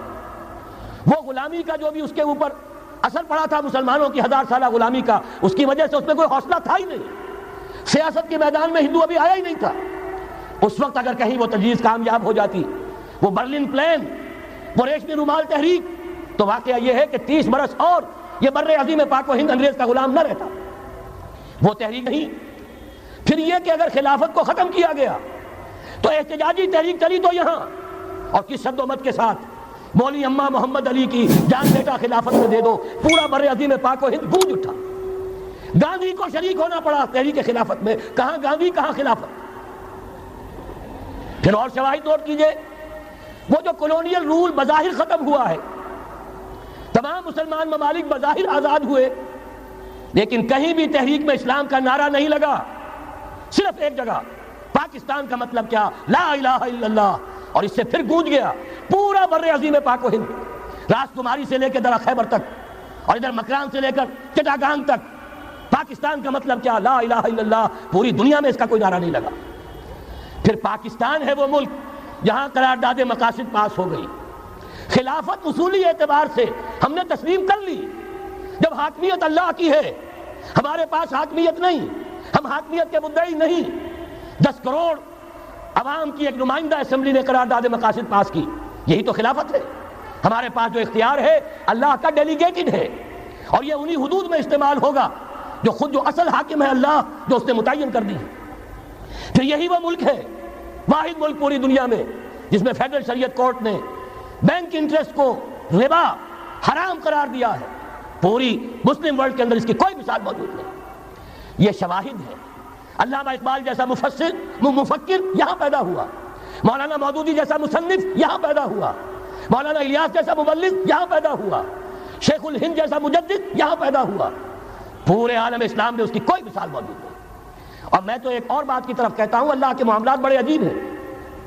یہ جو جنگیں ہونے والی ہیں، یہ جو خیر و شر کا مارکا، دنیا کو ہے پھر مارکا ہے روح و بدن پیش، تہذیب نے پھر اپنے درندوں کو ابھارا، اللہ کو پامردی مومن پہ بھروسہ، ابلیس کو یورپ کی مشینوں کا سہارا۔ یہ جو ابھی مارکا گرم ہونے والا ہے، پہلا حصہ میں آپ کو بتا چکا، شیطان، اس کا ایجنٹ یہودی، ان کے سب سے بڑے کارندے زائنسٹ، ان کے جو اس وقت اعلی کار ہیں ویسٹ، وائٹ اینگلو سیکسن پروٹسٹنٹس، جو امریکہ کی زیر سرکردگی نیو ورلڈ آرڈر لے کر چلے ہیں، جو حقیقت میں نیو ورلڈ آرڈر ہے۔ دوسری طرف دیکھیے، ذرا غور کیجئے، ایک حدیث نبوی ہے، ما انزل اللہ من داء الا انزل له دواء، اللہ نے کوئی ایسا مرض پیدا نہیں کیا جس کی دوا پیدا نہ کی ہو۔ اسرائیل 1948 میں قائم ہو رہا ہے، پاکستان 1947 میں وجود میں آیا۔ 1 سال پہلے، جیسے ماں کی چھاتی میں اللہ دودھ پہلے پیدا کر دیتا ہے، بچے کی ولادت بعد میں ہوتی ہے، یہ قانون قدرت ہے۔ اسی طریقے سے توڑ اس کا در حقیقت اسرائیل کا توڑ ہے جو پاکستان کی شکل میں وجود میں آیا۔ یہ دوسری بات ہے کہ ہم بھٹک گئے، منزل کا سراغ بھول گئے، ہم آ کر دولت کے پھندوں میں، اور سب سے بڑھ کر یہ کہ جو متروکہ جائیداد کے لالچ، ہم اس میں پڑ گئے، بھول گئے یہ پاکستان کس لیے بنایا تھا، بھٹک گئے۔ بہرحال میں ان شواہد کی بنا پر یہ یقین رکھتا ہوں، پورا ترکش بیلٹ، سلسلہ مجددیہ نقشبندیہ کے ساتھ، یہ پورا سلسلہ افغانستان سے چلیے، ترکستان سے چل کر ترکی تک، پورا یہ جو نان عرب ورلڈ ہے، نان عرب مسلم ورلڈ، وہ سلسلہ مجددیہ حضرت احمد سرہندی رحمۃ اللہ علیہ، گردن نہ جھکی جس کے جہانگیر کے آگے، جس کے نفس گرم سے گرمی احرار، یہ انہی کا سلسلہ ہے جو پورے ٹرکش بیلٹ میں آپ کو نظر آئے گا۔ پھر شاہ ولی اللہ جیسا مفکر۔ بہرحال یہ تمام شواہد ہیں، اور میرے لیے تو سب سے بڑے شواہد جو ہے، اب وہ احادیث دیکھیے جو حضور نے بیان فرمائی۔ جب یہ مارکا گرم ہوگا، ایک حدیث ہے، حضور فرماتے ہیں، ابن ماجہ کی روایت ہے، حضرت عبداللہ ابن حارث رضی اللہ تعالیٰ عنہ سے، یخرج ناس من المشرق یوتئون للمہدی یعنی سلطان ہی۔ جب اس عالم عرب میں، دیکھیے ایک بات میں عرض کر چکا ہوں، بڑی تلخ بات ہے، عالم عرب ہمارا بہتر حصہ ہے، افضل حصہ ہے، ان کو اللہ نے فضیلت ہم سے بہت زیادہ دی ہے۔ سب سے بڑی فضیلت کہ محمد خود صلی اللہ علیہ وسلم عرب تھے، یہ رتبہ بلند ملا جس کو مل گیا۔ پھر مستقل فضیلت، اللہ کا کلام ان کی زبان میں موجود ہے، مادری زبان ہے، لہذا اگر انہوں نے کوتاہی کی، انہوں نے پیٹھ دکھائی، بہت بڑے مجرم ہیں، اس میں کوئی شک نہیں۔ اور یہی وجہ ہے یہ سارے ملاحم وہی ہونے ہیں، ایسی ایسی بھاری جنگیں، حضور فرماتے ہیں اتنے لوگ ہلاک ہوں گے کہ پرندہ اڑتا چلا جائے گا، اترنے کی جگہ نہیں ملے گی، لاشیں ہی لاشیں ہوں گی، یہ شکل ہونے والی ہے۔ اور میں تو چونکہ ایک مضمون اور کتابچے کی شکل میں بھی شائع ہو چکا ہے، جس میں کہ حضور کی اس حدیث کے حوالے سے میری امت پر بھی وہ سب کچھ وارد ہوگا جو سابقہ امت پر ہوا، اسی کے حوالے سے عرض کر چکا ہوں۔ اگر اس صدی میں ہولوکاسٹ میں 60 لاکھ یہودی مارا گیا ہے، کوئی اسی کا دوبارہ چربا جو ہے امت مسلمہ پر بھی آنے والا ہے. لیکن اس کے بعد پھر ان کے لیے فوجیں جائیں گی مشرق سے. وہاں جو امام ہوں گے، جو بھی ان کو لیڈ کر رہے ہوں گے، حضرت مہدی. یہ تصور ذہن میں رکھیے، ہمارے مابین اور عیسائیوں کے مابین حضرت مسیح کی ذات مشترک. اگرچہ ان کا یہ عقیدہ ہے کہ وہ سولی دیے گئے، فوت ہو گئے، معاذ اللہ ثم معاذ اللہ، پھر زندہ ہو کر آسمان پر گئے، پھر آئیں گے. ہم کہتے ہیں نہیں، وہ سولی دیے ہی نہیں گئے، وہ زندہ آسمان پر اٹھائے گئے، واپس آئیں گے. گویا کہ بہت حد تک اشتراک ہے، لیکن ایک اختلاف بھی ہے. اسی طرح حضرت مہدی کے بارے میں شیعہ اور سنی تصورات میں اتفاق بھی ہے، اختلاف بھی ہے. یقیناً امت مسلمہ، امت عرب، مجھے تو اقبال کا وہ شعر یاد آتا ہے، خون اسرائیل آ جاتا ہے آخر جوش میں، توڑ دیتا ہے کوئی موسیٰ طلسم سامری. تو کیا خون اسماعیل جوش میں نہیں آئے گا؟ حضرت اسماعیل کی نسل میں حضور اور حضور کی صاحبزادی حضرت فاطمہ رضی اللہ تعالی عنہ، حضور نے فرمایا میری اس بیٹی کی نسل میں اللہ تعالیٰ ایک شخص کو اٹھائے گا جو اس وقت مسلمانوں کی قیادت کرے گا. یہ چیز ہمارے اور اہل تشیع کے مابین مشترک. فرق یہ ہے وہ سمجھتے ہیں کہ ان کے 12ویں امام کہ جو آج سے 1200 برس قبل روپوش ہو گئے تھے وہ ظاہر ہوں گے. ہمارے نزدیک نہیں، وہ پیدا ہوں گے، نو مولود ہوں گے، عام انسانوں کی طرح آئیں گے، ہوں گے نسل فاطمہ میں سے رضی اللہ تعالی عنہ، اور وہ اس وقت عربوں کی قیادت کریں گے. خون اسماعیل آ جائے گا آخر جوش میں، اور کوئی حضرت مہدی وہ آئیں گے اور اٹھیں گے اور قیادت کریں گے، دجال سے مقابلہ کریں گے اور اس ملاحم کے اندر قیادت فرمائیں گے. لیکن ان کی مدد کے لیے مشرق سے فوجیں آئیں گی. گویا کہ پہلے مشرقی کسی ملک میں یہ نظام قائم ہو چکا ہوگا، کوئی ایسی طاقت وجود میں آ چکی ہوگی کہ جب وہاں بھٹی چہکے گی تو وہاں کے مسلمانوں کی امداد مشرقی ممالک سے جائے گی. اور ایک دوسری حدیث میں، یہ تو ترمذی کی روایت ہے، کتب حدیث میں تیسرے نمبر پر کتاب یہی ہے، صحیح بخاری، صحیح مسلم، پھر یہ جامع ترمذی. اس میں حضرت ابو ہریرہ سے روایت ہے، یخرج من خراسان رایات سود. خراسان میں بتا چکا ہوں حضور کے زمانے کا خراسان، افغانستان، کچھ حصہ پاکستان کا، کچھ روسی ترکستان کی آزاد ریاستیں جو ابھی ہوئی ہیں، تھوڑا سا حصہ ایران کا، یہ خراسان بزرگ، دی اولڈ گریٹر خراسان. یہاں سے فوجیں چلیں گی، سیاہ علم برآمد ہوں گے اور کوئی طاقت انہیں روک نہ سکے گی، ان کا منہ پھیر نہ سکے گی. یہاں تک کہ وہ ایلیا حضور کے زمانے میں یروشلم کا نام تھا، یہاں تک کہ ایلیا میں جا کر نصب ہو جائے. گویا کہ یہ جو ہمارے ہاتھ سے نکلا ہے قبضے سے، پہلے بھی عربوں کے ہاتھوں سے نکلا تھا بیت المقدس، یروشلم، عرب واپس نہیں لے سکے تھے. کرد خون صلاح الدین ایوبی اس نے واپس لیا. عربوں میں دم نہیں رہا تھا، عیاشیوں کی وجہ سے کھوکھلے ہو چکے تھے. میں تجھ کو بتاتا ہوں تقدیر امم کیا ہے، شمشیر و ثنا اول، طاؤس و رباب آخر. یہی وجہ ہے کہ تقریباً 20 صدی کے بعد ان کی حکومت ختم.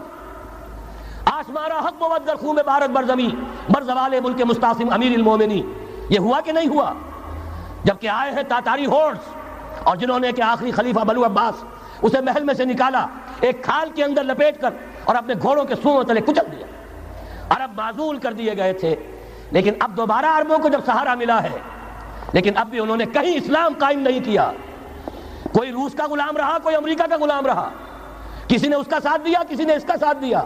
تہذیب ہے تو مغربی، تمدن ہے تو مغربی، وضع میں تم ہو نصارہ تو تمدن میں ہنود. یہ مسلمان ہیں جنہیں دیکھ کے شرمائے یہود. یہی معاملہ جب ان کا ہوا تو اب اللہ تعالیٰ کی طرف سے ان کے اوپر وہ عذاب کی بھٹی گرم ہونے والی ہے. لیکن اس کے بعد پھر یہاں سے جائیں گے وہ جو ان کی مدد کریں گے، اور یہ ایلیا کو واپس لینے والے، یہ مشرق سے چلنے والے لشکر ہوں گے. یہ 2 حدیثیں ابھی سن لیجئے. اور تیسری حدیث یہ ہے، حضور نے فرمایا، یہ سنن نسائی کی روایت ہے، قال رسول اللہ صلی اللہ علیہ وسلم عصابتان من امتی احوذهم اللہ من النار احرزهم اللہ من النار. میری امت کے 2 لشکر ایسے ہوں گے جنہیں اللہ نے آگ سے نجات دے دی ہے، پہلے ہی سے ڈکلیئرڈ ہے. عصابت تغزو الہند، ایک لشکر کے جو ہند پر حملہ آور ہوگا، وعصابت تکون مع عیسیٰ ابن مریم علیہ السلام، اور دوسرا لشکر وہ ہے جو حضرت عیسیٰ کے ساتھ جا کر اور ان کے ساتھ مل کر یہودیوں کے خلاف جنگ کرے گا. میں اس حدیث کا جو مطلب سمجھتا ہوں واللہ عالم، یہ اسی علاقے میں جب انقلاب آ جائے گا، یہ علاقہ خراسان اور پاکستان، جب یہاں نظام خلافت قائم ہوگا، یہاں سے اسلام کی توسیع ہوگی، اور یہاں سے جانب مشرق ہند اور جانب مغرب یہ جو یہودیوں کا سیلاب آ رہا ہے، ان دونوں کا مقابلہ کرنے کے لیے انشاءاللہ العزیز، ورنہ یہ عصابتان جو ہے ایک حدیث میں جمع کرنے کی کوئی اور حکمت ہو نہیں سکتی. ورنہ تو ہندوستان پہ کئی لشکر آئے ہیں، لیکن یہ کہ در حقیقت اسی وقت جبکہ عالم عرب میں وہ بھٹی دہکے گی، اسی وقت یہاں انقلاب آ چکا ہوگا، ایک طرف یہاں سے مدد کے لیے لشکر جائیں گے کہ جو مسلمان عرب جو ہیں ان کی مدد کریں گے، حضرت مہدی کے جھنڈے تلے لڑیں گے، حضرت مہدی کی حکومت کو مستحکم کریں گے، یؤطئون للمہدی، دوسری طرف وہ ہندوستان کی طرف پیش قدمی کریں گے، اور یہیں سے جیسے اس وقت سیلاب نکلا تھا جزیرہ نما عرب سے، ایک داہنی طرف ایک بائیں طرف، ایران، افغانستان، ترکستان، ادھر مصر، لیبیا، الجزائر، مراکش، موریتانیہ، اسی طریقے سے انشاءاللہ اسی علاقے سے اس کا آغاز ہوگا اور بات آگے بڑھے گی۔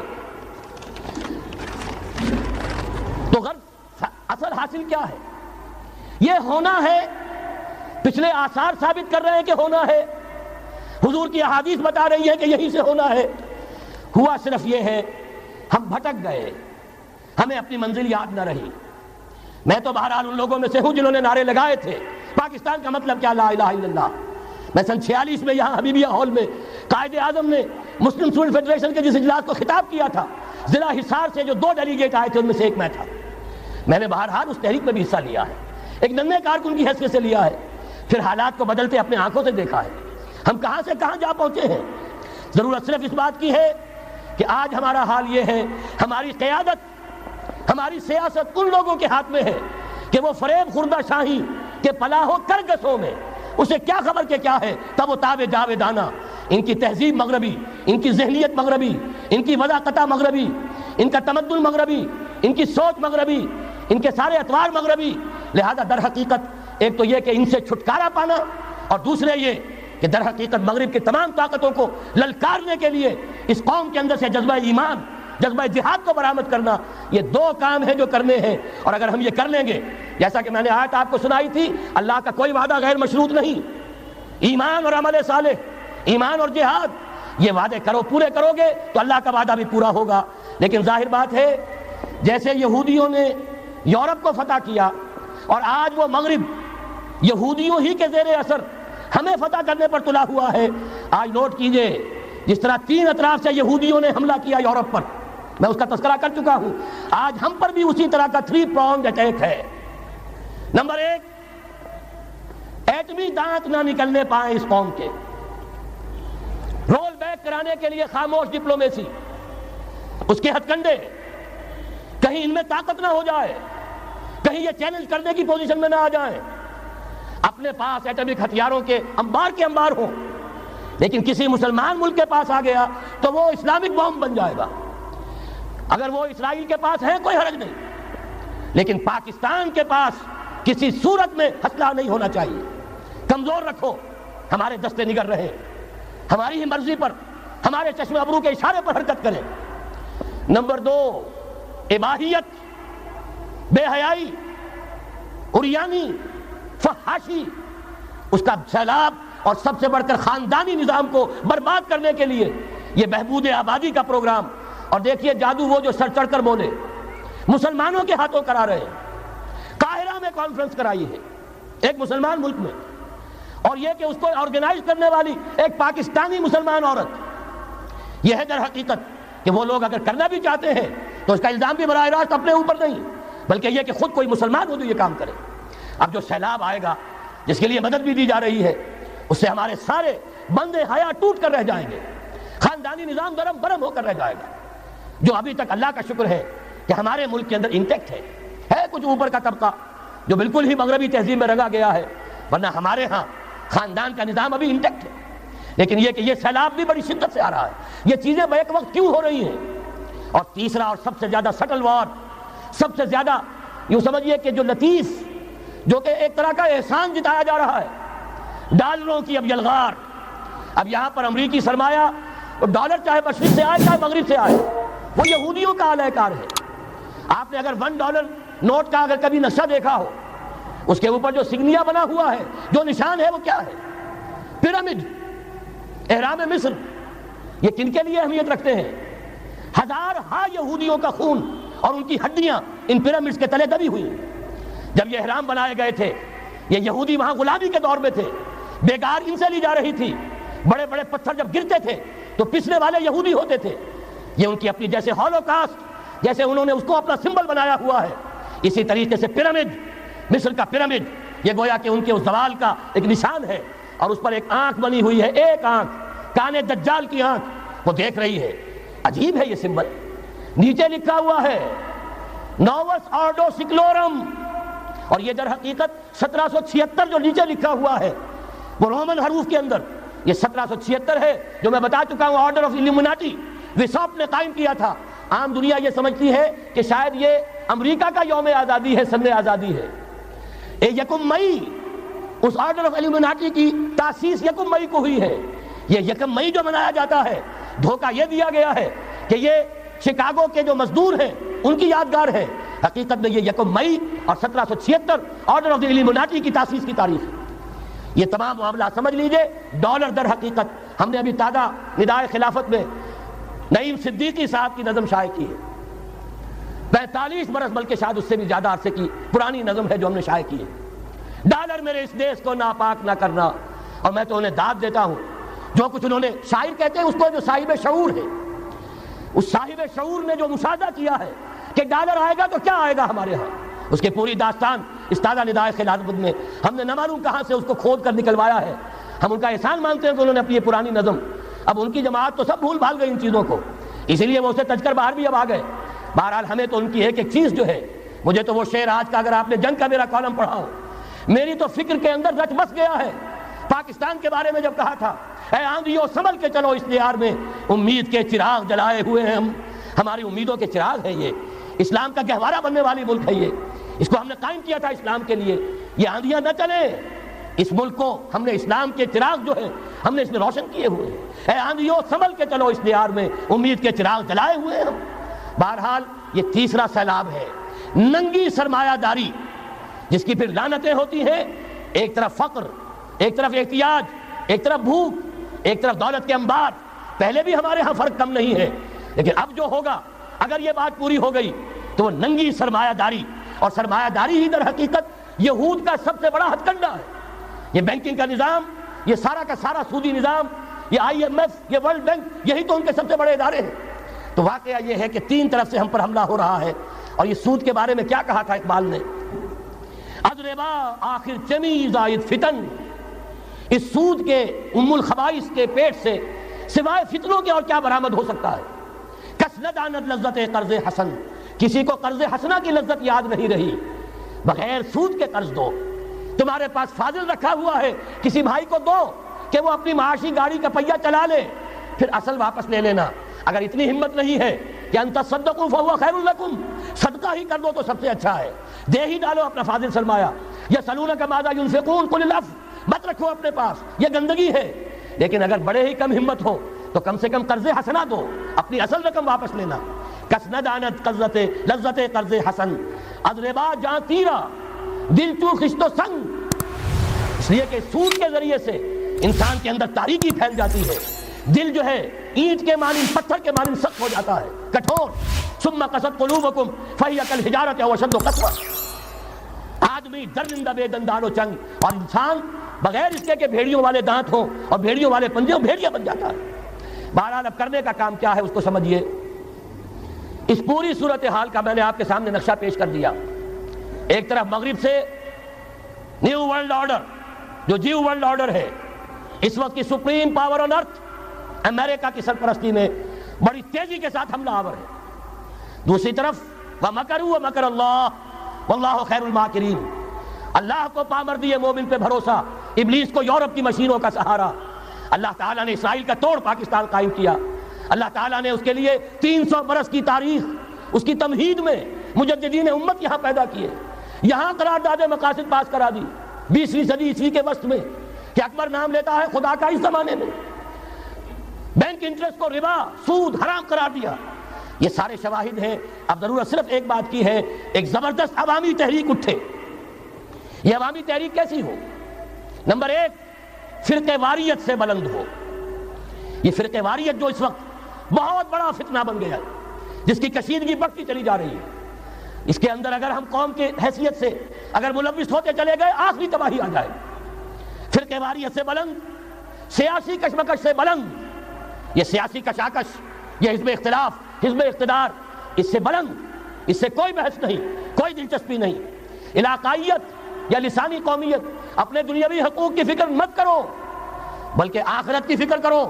اور یہاں اس کی اصل منزل خلافت کے نظام کی فکر کرو. ان تمام چیزوں کو پورا کرتے ہوئے یہاں پہ نظام خلافت قائم کیا جائے. یہ ہے واحد علاج. اور اسی کے لیے للکارنے کے لیے، اسی کے لیے دعوت دینے کے لیے ہم نے اس تحریک خلافت پاکستان کا آغاز کیا. تنظیم اسلامی نے اپنے لیے ہدف معین کیا ہے نظام خلافت علی منہاج النبوہ کا قیام، پہلے پاکستان میں اور پھر کل نوع عرصی پر. اب میں چند منٹوں میں آپ کو بتاؤں گا کہ وہ نظام ہے کیا. دیکھیے اس موضوع پر میں پاکستان کے تقریباً تمام بڑے شہروں میں اکثر جگہ 3 دن 2 گھنٹے کی تقریر کر چکا ہوں. سیاسی نظام کیا ہے، معاشی نظام کیا ہے، سماجی نظام کیا ہے.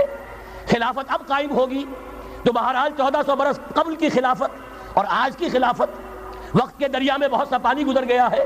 اصول وہی کے ہوں گے، فنڈامنٹلز وہی کے ہوں گے، تفصیلی خاکہ بنے گا اس زمانے کے تقاضوں کے مطابق. تو میرے وہ تقریریں ویڈیو کی شکل میں، آڈیو کی شکل میں، اردو میں، انگریزی میں، شکاگو میں 20 گھنٹے کا پروگرام پچھلے سال ریکارڈ کرا کے آیا. اللہ کا فضل ہے کہ وہ پھیل رہا ہے معاملہ. اب مغرب میں اذان خلافت بلند ہو رہی ہے، اس کا تذکرہ میں بعد میں کروں گا. بہرحال وہ تو تفصیلی بات ہے. یہاں میں چند منٹوں میں صرف الجبرا کے اصولوں کی طرح چند باتیں بتا رہا ہوں. جو بھی آپ کا آج نظام ہے 3 شرطیں پوری کر دیجئے وہ خلافت بن جائے گا سیاسی اور دستوری اعتبار سے. نمبر 1 حاکمیت اللہ کی، اور اللہ کا شکر ہے یہ ہم کر چکے. اللہ جزائے خیر دے جنہوں نے محنت کی تھی، اللہ جزائے خیر دے جنہوں نے وہ تحریک اٹھائی تھی مطالبہ دستور اسلامی، اور پھر جنہوں نے مدد کی تھی اللہ تعالیٰ انہیں جزائے خیر دے. بہرحال وہ اب ہمارے دستور کا حصہ ہے. حاکمیت اللہ کی. البتہ اگلا قدم ہم آج تک نہیں اٹھا سکے. اس حاکمیت کا ظہور کیسے ہوگا؟ آپ کے دستور میں یہ طے کر دیا جائے کتاب و سنت ہر شے سے بالا تر ہے، دستور سے بھی بالا، عدالتی قوانین سے بالا، پارلیمنٹ سے بالا، سینٹ سے بالا، صدر سے بالا، سپریم کورٹ سے بالا، ہائی کورٹ سے بالا، ہر شے سے بالا کتاب و سنت. جب تک یہ نہیں ہوتا قرارداد مقاصد کی حیثیت ایسی ہے کہ جیسے آپ سینما ہال کے اوپر آگے جو ہے قرآن مجید کا کوئی کٹمہ لگا دیں، اس کے سوا کچھ نہیں. یہ بھی غنیمت ہے کہ قرارداد مقاصد پاس ہوئی. اصل شرط یہ ہے کتاب و سنت کی ٹوٹل بالادستی. اور یہ بڑی کڑوی گولی ہے. عوامی تحریک جب تک نہیں چلے گی، لوگ جب تک اپنی خون کی ندیاں نہیں بہا دیں گے، یہ کڑوی گولی حلق سے اترنے والی نہیں. یہ IJI کی حکومت میں نہیں اتری، اسلام کے نام پر اقتدار میں آئے، اسلام کے نام پر ISI نے IJI بنوائی، اسلام کے نام پر انہیں ووٹ ملے، 2/3 کی اکثریت ملی. اس کے باوجود شریعت کی بالادستی کا ایکٹ، شریعت کی بالادستی کی دستور کے اندر ترمیم پاس نہیں کرائی گئی. معلوم ہوا اوپر زبردست کا ٹھینگا ہے. امریکہ کے سب پرستار ہیں، سب ڈرتے ہیں، سب کے لیے سب کو نظر آتا ہے بالآخر جو ہے اسی کے پاس جانا ہوگا، چاہے وہ نواز شریف ہو اور چاہے وہ بے نظیر ہو. ایک کھلم کھلا ہے، اور اب تو میں کہتا ہوں نواز شریف بھی کھلم کھلا ہے. آج کے اس دور میں انہوں نے اسلام کا نام کبھی نہیں لیا، اس سے تو بالکل تائب. بس صرف فرق یہ رہ گیا ہے بے نظیر کھلم کھلا بھی مذاق اڑا لیتی ہے اسلامی سزاؤں کا، اسلامی قوانین کا. یہ اس پر ذرا خاموش ہے. لیکن یہ کہ اپنی تحریک میں ہمارے بہت سے جو سیاسی قائدین ہیں مسلمانوں کے، کتنے بیانات آپ نے پڑھے ہوں گے، ذرا اسلام کا نام لے دے ہم ساتھ ہو جائیں گے. مولانا سمیع الحق صاحب کا بیان آیا، ذرا اسلام کی بات کرے تو ہمارے اور بہت سے علماء اور ہمارے طارق صاحب جو ہیں انہوں نے بھی کہا کہ میں ہم ساتھ آ جائیں گے. لیکن یہ کہ بڑا پکا ثابت ہوا نواز شریف اسلام کا نام نہیں لیا. یہ بات جان لیجئے، یہ اس کے بغیر، قربانی کے بغیر اصل یہی منزل ہے، اصل کٹھن یہی ہے. یہ کتاب و سنت کی بالادستی، اس کو قبول کرنا، اختیار کرنا، یہ بغیر عوامی تحریک کے، بغیر قربانیوں کے ممکن نہیں ہوگا. بہرحال دوسری بات یہ، اور تیسری بات، کسی غیر مسلم کو نظام خلافت میں قانون سازی میں شریک نہیں کیا جا سکتا. جس قانون کی بنیاد کتاب و سنت، جو نہ کتاب کو مانے نہ سنت کو مانے، اس کا اس ملک کی قانون ساز اسمبلی میں جانے کا مطلب کیا ہے؟ ان کی علیحدہ اسمبلیاں ہوں، ان کے جو حقوق ہیں مائنورٹیز کی حیثیت سے ان کی گارنٹی دی جائے، ان کی جان، مال، عزت، آبرو کا پورا تحفظ، ان کی پوری مذہبی آزادی، ان کی عبادت گاہوں کی پوری ضمانت، ان کی حفاظت کی، ان کا پرسنل لا ہو، سب کچھ ہوگا. قانون سازی میں غیر مسلم شریک نہیں ہو سکتا. نظام خلافت کی اعلیٰ ترین سطح کی پالیسی بنانے میں غیر مسلم شریک نہیں ہو سکتا. یہ معاملات ہمیں، یہ کڑوی گولیاں ہیں، لیکن صرف 3 گولیاں ہضم کر لیجئے، یہ نظام خلافت کا نظام بن جائے گا. البتہ چوتھی بات اور عرض کر دوں، وہ کہتا ہوں بہتر ہے کہ اس پارلیمانی نظام کی لعنت جو انگریزوں کی وراثت کے طور پر ہمیں ملی ہے، اسے چھوڑ کر صدارتی نظام اختیار کیا جائے۔ وہ صدارتی نظام جو نظام خلافت سے قریب تر ہے، انہوں نے ہم سے لیا ہے۔ اقبال نے کہا ہے ہر کجا بینی جہان رنگ و بو، زاں کے از خاکش برو یا دارزو، یا نور مصطفیٰ اورا بہاس، یا ہنوز اندر تلاش مصطفیٰ۔ اگر کوئی اچھائی ان کے پاس ہے وہ نور مصطفیٰ سے مانگی ہوئی ہے۔ یہ خلافت کے نظام کا چربہ ہے۔ ایک شخص کو منتخب کرو، اب اسے اختیار دو، اس کے ہاتھ کھلے رکھو، اسے کام کرنے دو۔ ہاں امپیچمنٹ کا نظام ہو، غلط ہو تو اسے سیدھا کرنے کا نظام ہو۔ اس کے لیے آپ امپیچمنٹ کا نظام آج کی جو امریکہ کی حکومت ہے اس میں بھی ہے، اور کیسا ہے کہ ذرا سا اندیشہ ہوا تھا اور نکسن صاحب جو ہے بھاگ کھڑے ہوئے تھے۔ تو میرے نزدیک صدارتی نظام اور چھوٹے صوبے، یہ بڑے بڑے صوبوں کی ضرورت نہیں ہے، چھوٹے صوبے ہوں، لوگوں کو سہولتیں ہوں، ہر علاقے کے لوگوں کو معلوم ہو کہ ہمارے معاملات ہمارے اپنے ہاتھ میں ہیں، ان کے اندر کوئی احساس جو ہے محرومی کا پیدا نہ ہونے پائے۔ اس لیے کہ وہی چیز ہے جو سیاہی گھول دیتی ہے۔ کون سیاہی گھول رہا ہے؟ وقت کے بہتے دریا میں یہ ساری سیاہیاں جو سندھ میں گھل رہی ہیں، بلوچستان میں گھل رہی ہیں، سرائکی کے علاقے میں گھل رہی ہیں، ان سب کا علاج ہے چھوٹے صوبے بناؤ۔ لیکن یہ چیزیں خلافت کی شرائط میں سے نہیں ہیں۔ بہتر بات ہے، دنیاوی اعتبار سے بہتر بات ہے، انتظامی اعتبار سے بہتر بات ہے۔ باقی اصل شرائط تین: اللہ کی حاکمیت کا اقرار جو قرارداد مقاصد میں بالفعل ہے، کتاب و سنت کی ٹوٹل بالادستی۔ سپریم کورٹ کو اختیار دیجئے، وہاں جا کر کوئی بھی شہری پاکستان کا کوئی بھی عالم دین اگر ثابت کر دے فلاں قانون، فلاں ہدایت، فلاں انسٹرکشن، فلاں کوئی حکم جو دیا گیا ہے کتاب و سنت کے منافی ہے، فوراً کل عدم ہوگا۔ اور تیسری بات، غیر مسلم پروٹیکٹڈ مائنورٹی ہوں گے، ان کی جان مال عزت آبرو کی حفاظت ہوگی، لیکن یہ کہ وہ برابر کے قانون سازی کے حق میں شریک نہیں ہو سکتے، اس لیے کہ یہاں کتاب و سنت منبع ہے قانون کا جس کو وہ تسلیم نہیں کرتے۔ اسی طرح یہ معاشی نظام، موجودہ سرمایہ دارانہ نظام، بہت بڑی لعنت، بہت بڑی لعنت، بہت بڑی لعنت۔ لیکن جیسے آپ کو معلوم ہے، آج ہی ابو جہل کہہ دے لا الہ الا اللہ محمد الرسول اللہ، مسلمان بن جاتا۔ کلمہ تو ایک ہی تھا نا۔ ابو طالب کے پاس جب وفد گیا تھا رؤسائے قریش کا، اور انہوں نے کہا تھا کہ اپنے بھتیجے کو روک لو ورنہ اب ہم جو تمہاری بھی رعایت اب نہیں کریں گے، میدان جنگ میں آ جاؤ۔ ابو طالب نے کہا تھا میرا بھتیجا تم سے کیا مانگ رہا؟ ایک کلمہ، ایک کلمہ لا الہ الا اللہ، اور تو اس کا کوئی مطالبہ نہیں۔ انہوں نے کہا، ابو سفیان اس وقت تک کیونکہ ابھی کفر میں تھے، شرک میں تھے، انہوں نے کہا وہ ایک کلمہ جو وہ مانگ رہا ہے وہ ہمارے سارے معبودوں کی نفی کر دیتا ہے۔ وہی تو سب سے بڑی مصیبت ہے۔ تو میں آپ کو بتا رہا ہوں، تین چیزیں اس سرمایہ دارانہ نظام میں سے نکال دیجئے، یہ اسلامی نظام بن جائے گا۔ تفصیل میں جانے کا موقع نہیں ہے، میں فارمولہ دے رہا ہوں۔ تفصیل میں نے عرض کیا، میرے کیسٹس ہیں، کتابیں ہیں، وہ خطبات خلافت اب کتابی شکل میں بھی آ جائیں گے، انگریزی میں ویڈیو کیسٹ ہے، اردو میں ہے، بڑے بڑے شہروں میں خطبات دے چکا ہوں، مواد موجود ہے۔ لیکن اس پر فارمولہ بتا رہا ہوں، تین چیزیں نکال دیجئے۔ نمبر ایک، سود نکال دیجئے۔ اس میں بھی اللہ کے فضل و کرم سے پیش رفت ہمارے ہاں ہوئی۔ فیڈرل شریعت کورٹ نے فتویٰ دیا اور اتنا زبردست ججمنٹ لکھا ہے، پوری دنیا کے لیے رہنمائی کا ذریعہ بن جائے گا۔ یہی وجہ ہے کہ مجھے معلوم ہوا ہے موجودہ حکومت نے اس کی اشاعت روک دی ہے۔ باہر کے ممالک سے ڈیمانڈ، میں جب انگلستان میں تھا ابھی 2 مہینے قبل، وہاں کچھ لوگوں کے سامنے تذکرہ کیا، انہوں نے کہا ہمیں منگا کے دیجئے، بنگلہ دیش کے مسلمان تھے، ہمیں منگا کے دیجئے۔ میں نے یہاں لکھا، معلوم ہوا کہ نہیں، وہ مل ہی نہیں رہا، بلکہ کہہ دیا گیا اسے مت چھاپو، اس کی اشاعت بند، اس لیے کہ وہ کلمہ خیر کہیں پھیل نہ جائے۔ یہودی کا اگر علاج ہے، جیسے آپ نے سنا تھا بچپن میں کہانیاں، دیو کی جان ایک طوطے کی گردن میں ہے، طوطے کی گردن مروڑ دو گے دیو مر جائے گا۔ یہودی کی جان سود میں ہے۔ یہ سارا ہتھ کنڈا اس کا جو ہے، جو ورلڈ ڈومینیشن یہودی چاہ رہا ہے، وہ مالیاتی نوعیت کی ہے۔ وہ اپنی حکومت قائم نہیں کرنا چاہتا۔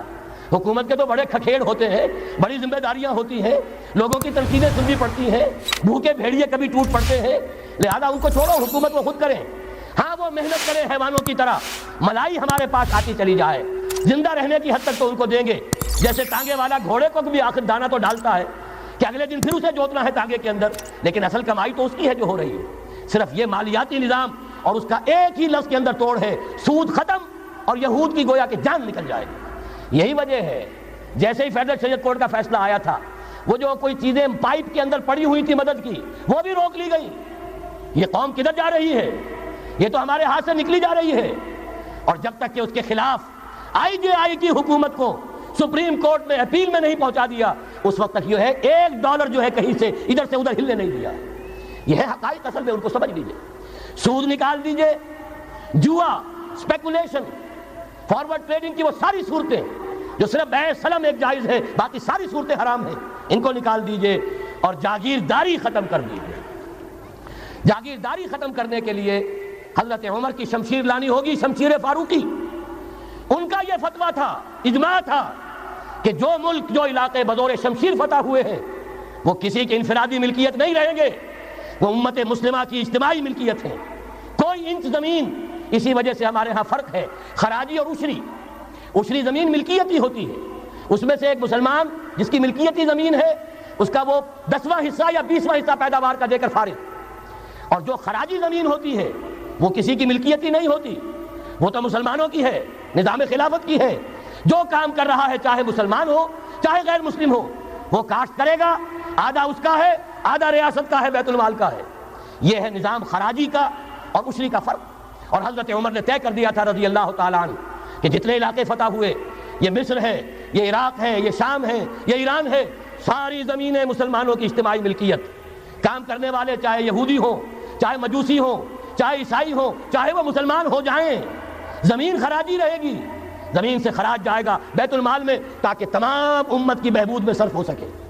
3 کام کر دیجئے، باقی ساری market forces, free economy, personal incentive, personal ownership, ساری چیزیں، سارے اصول جس کی وجہ سے کہ سرمایہ داری کو فتح حاصل ہوئی ہے کمیونزم کے اوپر، وہ سارے اصول اسلام کے اندر موجود ہیں. لیکن سود نکال دو، جوا نکال دو، جاگیرداری نکال دو. اب آؤ اوپن کمپٹیشن، سرمایہ کاری کرو. ابھی آپ نے نظم پڑھی، سرمایہ داری کو ختم کرنا ہے، سرمایہ کاری کو فروغ دینا ہے. یہ ہے اسلام کا نظام معیشت. البتہ اس میں چوتھی چیز، کفالت عامہ کے لیے زکوٰۃ کا نظام مکمل قائم کرو. ہر شہری کی بنیادی ضروریات کی پوری ذمہ داری اور کفالت نظام خلافت لیتا ہے. یہاں پھر میں مجبور ہوں کیا کروں، لیکن جب پھر گیا قیامت کا، بات پہنچی تیری جوانی تک، خلافت کا تذکرہ ہو اور حضرت عمر کا ذکر نہ آئے، ناممکن. خلافت کا نظام، جیسے آپ کہتے ہیں کہ گلاب کا پھول پورا کھلا ہوا ہے، للی ان بلوم، خلافت کا نظام پورا کھلا ہوا حضرت عمر کے دور میں نظر آتا ہے. اسی وقت کہا تھا حضرت عمر نے رضی اللہ تعالیٰ عنہ کہ اگر دجلہ و فرات کے کنارے کوئی کتا بھی بھوکا مر گیا تو قیامت کے دن عمر ذمہ دار ہوگا. اور جانور تک کا معاملہ ہے. مجوسی کو دیکھ لیا تھا، بوڑھے کو، ایک کہ جو بھیک مانگ رہا تھا، وہاں کے عامل اور گورنر سے ایکسپلینیشن کال کی، یہ بھیک کیوں مانگ رہا ہے؟ جب یہ جوان تھا، کام کرتا تھا، تم اس سے جزیہ لے رہے تھے. اب یہ بوڑھا ہو گیا ہے، کما نہیں سکتا، تم نے اسے بھکاری بنا دیا ہے، اس کا وظیفہ مقرر کرو.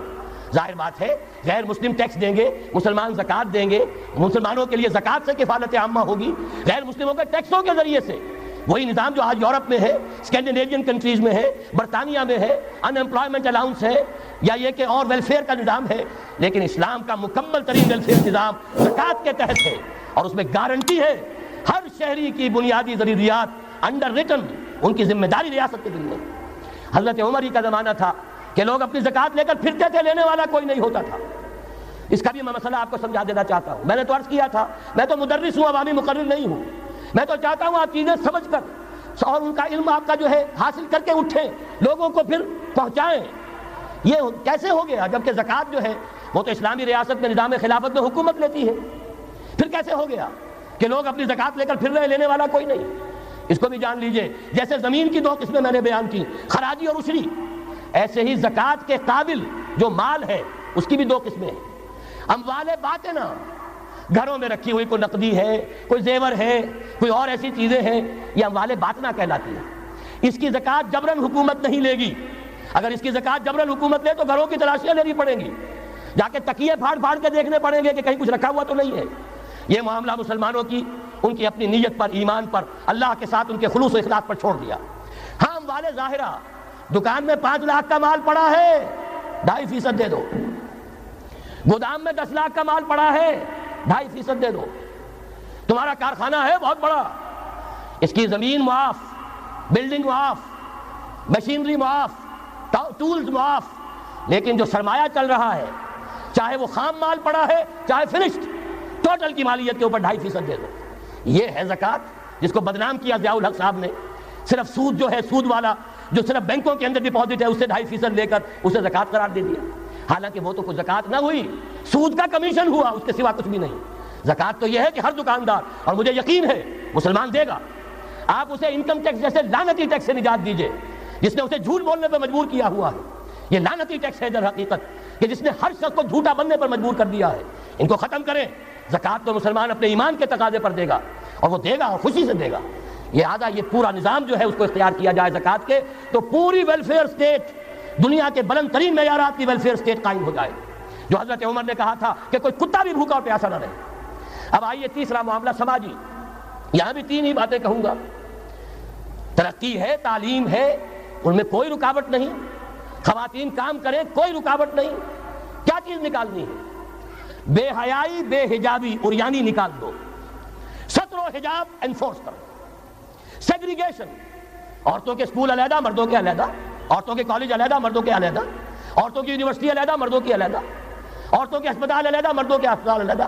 کسی درجے میں تو ہمارے ہاں ہے، اس کو آگے بڑھاؤ، یونیورسٹی بناؤ۔ اسی طریقے سے ہسپتال میں، مردوں کے ہسپتال میں عورتوں کو نرس رکھنا کیوں لازم ہے؟ کیا مرد نرسنگ نہیں کر سکتے؟ کیا فوج کی جو فارورڈ یونٹس ہوتے ہیں میڈیکل، کیا ان میں عورتیں جاتی ہیں نرسوں کی حیثیت سے؟ جہاں اصل ضرورت ہوتی ہے، کسی کا بازو اڑ گیا ہے، کسی کی ٹانگ اڑ گئی ہے، کسی کا پیٹ چاک ہو گیا ہے، آنتیں باہر ہے، بڑی ٹینڈر نرسنگ کی ضرورت ہے، وہاں تو عورت نہیں جاتی، وہاں تو میل نرسز ہے۔ تو مردانہ ہسپتالوں میں مردوں کو نرس رکھو، زنانہ ہسپتالوں میں عورتوں کو نرس رکھو، عورتیں مریض ہوں، عورتیں ڈاکٹر ہوں، عورتیں جو ہے نرسنگ کریں، وہاں کی انتظامیہ بھی عورتوں کو دیجیے۔ پھر یہ ہے کہ ساری پرائمری ایجوکیشن عورتوں کو دے دیجیے۔ چھوٹی عمر کے بچے ہیں، انہیں عورت کے اندر اللہ تعالیٰ نے جو شفقت مادری رکھی ہوئی ہے فطری طور پر، ضرورت ہے اس ٹینڈر ایج میں، تو ارادہ اگر ہو جائے تو ہر کام ہو سکتا ہے۔ ارادہ چاہیے یہ کہ بے ستری، بے حجابی، عریانی، فحاشی کا خاتمہ کرو۔ نمبر 2، شراب اور منشیات کا خاتمہ کرو۔ اس کے لیے آئرن ہینڈ بلکہ آئرن فسٹ کی ضرورت ہے۔ یہ کر کے دکھایا، ایرانیوں نے کر کے دکھا دیا، ہم سے کہیں زیادہ گرے پڑے تھے، ہم سے کہیں زیادہ یہ خرابیاں ان کے معاشرے میں موجود تھیں، کر کے دکھایا کہ نہیں کر کے دکھایا؟ یہ ہو رہا ہے۔ لہذا یہ کہ یہ کام کیا جائے، اور زنا اور قذف کے جو اصل اللہ تعالیٰ کی طرف سے، اللہ کے رسول کی طرف سے جو سزائیں ہیں اور حدود اور تعزیرات ہیں، ان کو نافذ کیا جائے۔ یہ 3 چیزیں کر دیجئے، یہی معاشرہ ہوگا۔ کوئی یہ نہیں کہتا کہ صحراؤں میں جا کر آباد ہو، کوئی آپ سے یہ نہیں کہتا کہ جائیے دوبارہ اونٹوں پہ سفر شروع کیجئے۔ جو ترقی ہوئی ہے، اللہ تعالیٰ نے علم دیا ہے انسان کو، اللہ تعالیٰ نے ٹیکنالوجی عطا فرمائی انسان کو، اور رحمان کا دیا ہوا علم ہے۔ علم آدم الاسماء کلھا، یہ اسی علم اسماء کا ظہور ہے پوری دنیا کے اندر۔ اسے خیر کا، برکت کا ذریعہ بناؤ۔ میں نے 3 باتیں بتائیں آپ کو۔ نمبر 1، اللہ کی حاکمیت، کتاب و سنت کی ٹوٹل بالادستی۔ نمبر 3، اور غیر مسلموں کو قانون سازی میں شریک نہیں کیا جا سکتا۔ وہ پروٹیکٹڈ مائنورٹی، ان کی جان، مال، عزت و آبرو کی حفاظت کا ذمہ ہے، مذہبی آزادی کا ذمہ ہے، لیکن وہ ہماری قانون سازی میں، اعلیٰ ترین سطح کی پالیسی سازی میں شریک نہیں ہو سکتے۔ نمبر 2، یہی سارا نظام، یہی سرمایہ کارانہ نظام، سرمایہ دارانہ نظام کو 3 چیزیں نکال دیں گے، وہ سرمایہ دارانہ نہیں رہے گا، سرمایہ کارانہ ہو جائے گا۔ یہ سرمایہ کارانہ نظام، سود نکال دو، جوا نکال دو، جاگیرداری ختم کر دو، یہی رحمت ہو جائے گی۔ اللہ کی ربوبیت عامہ، ربوبیت کاملہ کے آپ کو منظر نظر آئیں گے۔ جاگیرداری کا خاتمہ کر دیجئے۔ اسی طریقے سے بے حجابی، فحاشی، عریانی۔ نمبر 2، شراب اور منشیات۔ نمبر 3، جو اصل جو حدود ہیں شریعت کے، ان کو نافذ کیجئے تاکہ معاشرہ اسلامی معاشرہ بنے۔ اب آخری بات ہے میری، اور اسی کے ضمن میں کچھ مطالبے ہیں جو آج ہمیں کرنے ہیں حکومت سے۔ پہلی بات یہ کہ یہ خلافت کیسے آئے گی؟ اس موضوع پر بھی میں عرض کر رہا ہوں کہ میں کم سے کم 15 سال سے مسلسل تقریریں کر رہا ہوں۔ اتنی موٹی کتاب اردو میں منہج انقلاب نبوی موجود ہے۔ اس کے موضوع پر انگریزی میں کیسٹ، اردو میں cassette, video cassette, audio cassette, میری طرف سے مواد پورا موجود ہے۔ پہلا مرحلہ کیا ہے؟ غور سے سنیے، اس لیے کہ اس کے مخاطب اب آپ ہیں براہ راست، ہر فرد۔ خلافت کا نظام قائم کرنا ہے تو پہلے اپنی ذات میں خلیفہ بنیے۔ اللہ نے آپ کو ایک جسم دیا ہے، زبان دی ہے، آنکھیں دی ہیں، کان دیے ہیں، یہ سب آپ کے پاس اللہ کی امانت ہے۔ ان پر اللہ کی حکومت قائم کیجیے، اپنے وجود پر، اپنے گھر میں خلافت قائم کیجیے، آپ خلیفہ بن جائیں، آپ نظام اللہ کا نافذ کریں اپنے ذات پر، اپنے وجود پر، اپنے گھر میں۔ اور ساتھ ہی انفرادی سطح پر طے کر لیجئے سورہ حدید کی آیت نمبر 7، آمنوا باللہ ورسولہ وانفقوا مما جعلکم مستخلفین فیہ، جس جس چیز میں اللہ نے تمہیں خلافت عطا کی ہے، دولت دی ہے، مال دیا ہے، جائیداد دی ہے، اولاد دی ہے، ذہانت دی ہے، فطانت دی ہے، خطابت دی ہے، جو دیا ہے لگا دو، کھپا دو، خرچ کر دو اللہ کے دین کے لیے۔ یہ ہے پہلی خلافت۔ اپنے وجود پر اللہ کی حکومت قائم کرو، اپنے گھر میں اللہ کی حکومت قائم کرو، اپنی معاشرت اسلامی بناؤ، اپنے معاش کو اسلامی بناؤ، اور جو کچھ اللہ نے دیا ہے، جسم و جان کی توانائیاں ہوں، صلاحیتیں ہوں، قوتیں ہوں، مال ہو، اولاد ہو، لگا دو، کھپا دو، صرف کر دو اللہ تعالیٰ کے دین کے غلبے کے لیے۔ یہ ہے انفرادی خلافت۔ جان لیجئے جب تک افراد اس خلافت کا حق ادا نہیں کریں گے، اجتماعی خلافت کبھی نہیں آئے گی۔ آرزویں کرتے رہیے، لیس بامانیکم ولا امانی اہل الکتاب، نہ تمہاری خواہشوں سے کچھ ہوگا نہ اہل کتاب کی خواہشوں سے ہوگا۔ انہوں نے بھی کیا ہے تو بڑے پاپڑ بیل کر کیا ہے جو کچھ کیا ہے، اور تمہیں بھی کرنا ہوگا تو بڑی طاقت صرف کر کے اور محنت کر کے قربانیاں دے کر کرنا ہوگا۔ یہ محض دعاؤں سے بھی نہیں ہو سکتا، دعائیں منہ پر دے ماری جاتی ہیں۔ جو کچھ کر سکتے ہو کر گزرو، پھر دعا مانگو، دعا قبول ہوگی۔ اگر یہ نہیں ہے تو دعا منہ پر دے ماری جائے۔ لہذا اگر کام کرنا ہے، تیسری بات، محض دعوت و تبلیغ اور نصیحت اور وعظ سے نہیں ہوگا۔ اگر محض دعوت اور تبلیغ اور تعلیم اور تربیت اور وعظ اور نصیحت سے ہو جاتا تو حضور صلی اللہ علیہ وسلم مسلمان تو کجا کسی کافر کے خون کا ایک قطرہ زمین پر نہ گرنے دیتے۔ آپ سے زیادہ رؤوف اور رحیم کون ہوگا؟ لیکن آپ نے بھی ہاتھ میں تلوار لی ہے۔ وانزلنا الحدید، ہم نے لوہا اتارا ہے، فیہ باس شدید، اس میں جنگ کی صلاحیت ہے، ومنافع للناس، لوگوں کے لیے اور فائدے بھی ہیں، توا پر ہاتھ پھکنی چمٹا بھی بنا لیتے ہو، لیکن اصل میں یہ ہے جنگ کے اسلحہ کے لیے، اور یہ تمہیں اس لیے دیا گیا وَلِيَعْلَمَ اللَّهُ مَن يَنصُرُهُ وَرُسُلَهُ بِالْغَيْبِ، کون ہے جو اس ہتھیار کو ہاتھ میں لے کر کھڑے ہوں اور اللہ اور اس کے رسولوں کی مدد کرے۔ اللہ اور رسول کی مدد سے مراد کیا؟ اس کا نظام خلافت قائم۔ تو محض دعوت و تبلیغ سے نہیں ہوگا، اور انتخابات سے تو بالکل نہیں ہوگا۔ یہ تو یوں سمجھیے کہ واقعہ یہ ہے کہ اگر آپ مجھ سے پوچھیں، سب سے بڑا صدمہ جو مجھے ہے، سب سے بڑا صدمہ وہ ان مذہبی جماعتوں کے کردار کی وجہ سے ہے جنہوں نے اس ملک میں آ کر سیاست کی کشاکش اور انتخابی سیاست کے اندر اپنا سارا وقت، ساری توانائیاں ضائع کر دی۔ کچھ حاصل نہیں ہوا، گھٹی میں ایسا پڑ گیا ہے، کچھ چسکے ایسے لگ گئے ہیں، کچھ وی آئی پی ٹریٹمنٹ، میں نے بھی 2 مہینے مزہ چکھا اس لیے جانتا ہوں۔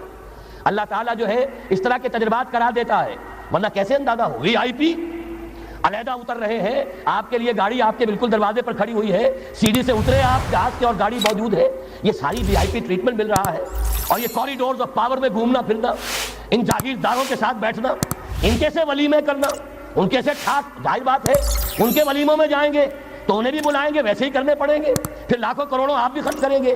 یہ ساری لعنتیں جو آئی ہیں مذہبی جماعتوں کے اندر، یہ صرف اس انتخابی سیاست کی وجہ سے۔ میں بڑے صدمے سے عرض کر رہا ہوں، واقعہ یہ ہے میرے نزدیک اس ملک میں اسلام کے نہ آنے کا پہلا مجرم مسلم لیگ نہیں ہے، پہلی مجرم وہ جماعتیں ہیں جنہوں نے اپنا سارا وقت انتخابی سیاست میں اور اقتدار کی کشاکش میں صرف کر دیا۔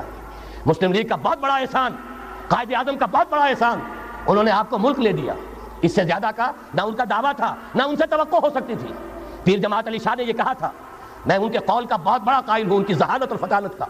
جب ان سے کہا گیا ہے رحمۃ اللہ علیہ کہ آپ اتنے بڑے، آپ مقتدا ہیں، مرشد ہیں، اتنی بڑی روحانی شخصیت ہے، ایک داڑھی ملے کے ہاتھ پر بیعت کر لی آپ نے، یعنی اشارہ تھا قائد اعظم کی طرف۔ حضرت پیر جماعت علی شاہ رحمۃ اللہ علیہ نے فرمایا، بھائی میں نے اس کے ہاتھ پر بیعت نہیں کی، میرا تو مقدمہ ہے، ایک قومی مقدمہ ہے ہندو قوم کے ساتھ، اور مجھے اس مقدمے کے لیے ایسا وکیل چاہیے جس میں 2 وصف موجود ہو، مہارت پوری ہو، قانون کو جانتا ہو، ماہر ہو، اور دوسرے یہ کہ بکنے والا نہ ہو۔ میں نے اپنے قومی مقدمے کے لیے وکیل کیا ہے محمد علی جناح۔ ظاہر بات ہے 100% بات صحیح، اور ان کے اس کردار کو دشمنوں نے مانا، نہرو نے، گاندھی نے، ان کے بڑے بڑے دشمنوں نے مانا۔ یہ شخص جو کہتا ہے he means what he says، یہ جو کہتا ہے وہی اس کے دل میں ہوتا، اس کے ہاں کوئی ہیر پھیر نہیں ہے۔ بہرحال انہوں نے ملک لے دیا، یہ بہت بڑا احسان۔ آگے کام تھا رجال دین کا۔ رجال دین یا تو لگے رہے صرف اپنے مدرسوں میں اور خانقاہوں میں، تبدیلی کا احساس ہی نہیں ہوا کہ کتنا بڑا انقلاب آ گیا ہے، اب ہم انگریزی دور میں نہیں ہیں، اب یہ ایک مسلمانوں کی حکومت بن گئی ہے، اب تو توانائی ہونی چاہیے اس کو اسلامی بنانے کے لیے۔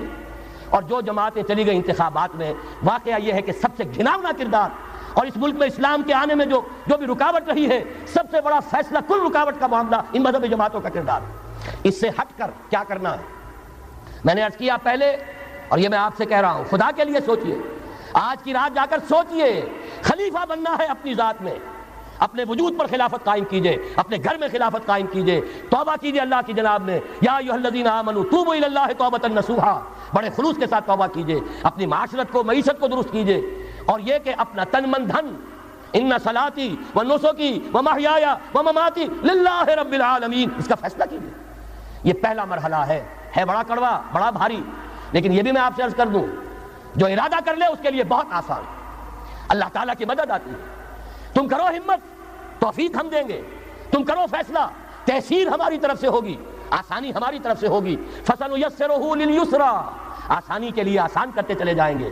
جو پہاڑ نظر آتے ہیں شروع میں، معلوم ہوتا ہے پہاڑ نہیں، ریت کے ٹیلے تھے، ہمارے قدموں تلے بکھر کر رہ گئے ہیں۔ کر کے دیکھیے، ارادہ کیجئے، عزم کیجئے، طے کیجئے، ان صلاتی و نسکی و محیای و مماتی للہ رب العالمین، اور میرے پاس جو کچھ ہے وہ سب میرے خدا کا ہے، مجھے اسی کے لیے صرف اپنی زندگی کا تار برقرار رکھنے کے لیے جو ناگزیر ضرورت ہے وہ پوری کرو، باقی لگا دو، کھپا دو۔ آمنوا باللہ ورسولہ وانفقوا مما جعلکم مستخلفین فیہ، جس چیز میں خلافت دی ہے خرچ کر دو۔ دوسرا مرحلہ، یہ خلفاء، ابھی انصاری صاحب نے وہ آیت آپ کو سنائی تھی، ثم جعلناکم خلائف، خلائف جمع ہے خلیفہ کی، ہر مسلمان خلیفہ ہے، یہ سمجھ لیجیے اچھی طرح۔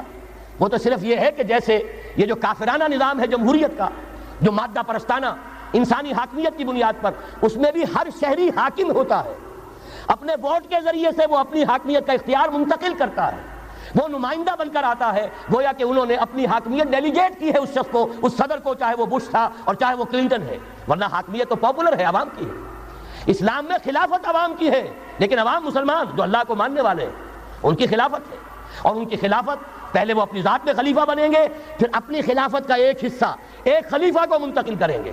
جب تک خلافت نہیں ہوتی ایک جماعت کے امیر کو منتقل کریں گے وہی حصہ۔ علیکم بالجماعہ، طاقت بنو، قوت بنو، علیکم بالجماعہ، ید اللہ علی الجماعہ، اللہ کی تائید، اللہ کی نصرت، اللہ کی طرف سے برکت جماعت پر آتی ہے، افراد پر نہیں آتی۔ جمع ہو جاؤ۔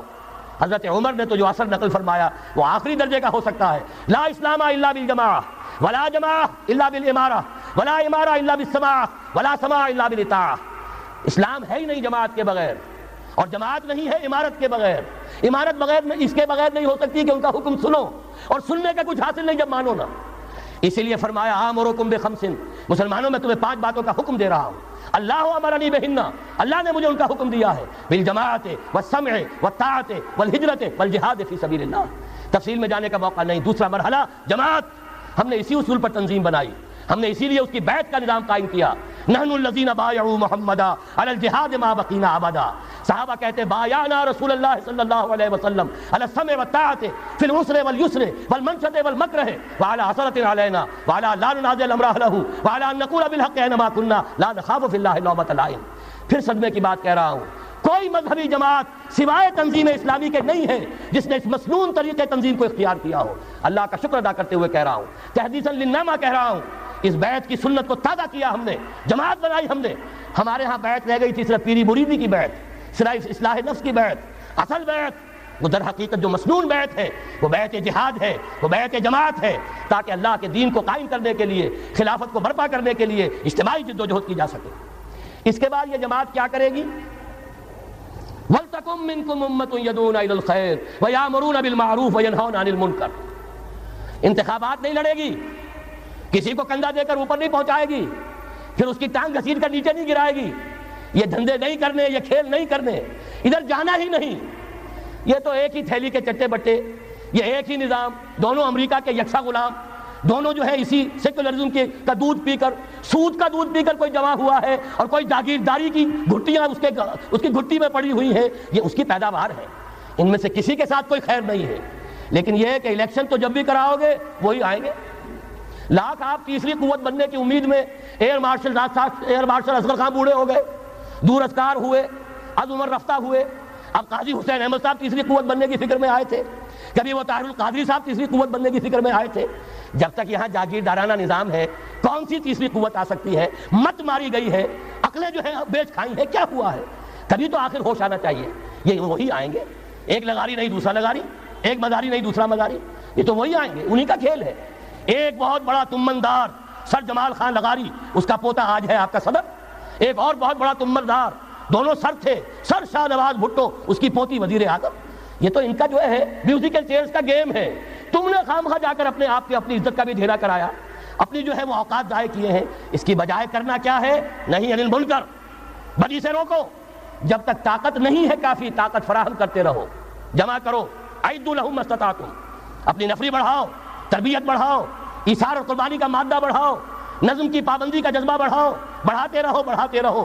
با نشہ درویشی در ساز و دمادم زن, چو پختہ شوی خدرا بر سلطنت جم زن. جب طاقت کافی ہو جائے اب میدان میں آؤ, للکارو, کہو اب نہیں چلنے دیں گے اس حرام کام کو, نہیں چلنے دیں گے اس ملک میں سود کو, نہیں چلنے دیں گے اس ملک میں جاگیرداری کو, نہیں چلنے دیں گے یہاں بے حیائی اور فحاشی کو.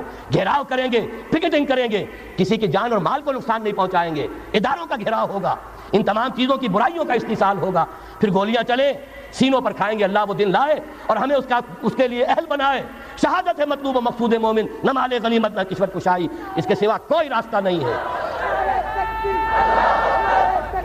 اس کے بغیر جو بھی خواب دیکھتا ہے جنت الحمقاء میں رہتا ہے, یا اپنے آپ کو دھوکہ دے رہا ہے, یا دوسروں کو دھوکہ دے رہا ہے, اور کوئی امکان نہیں ہے. ایک ہی راستہ ہے.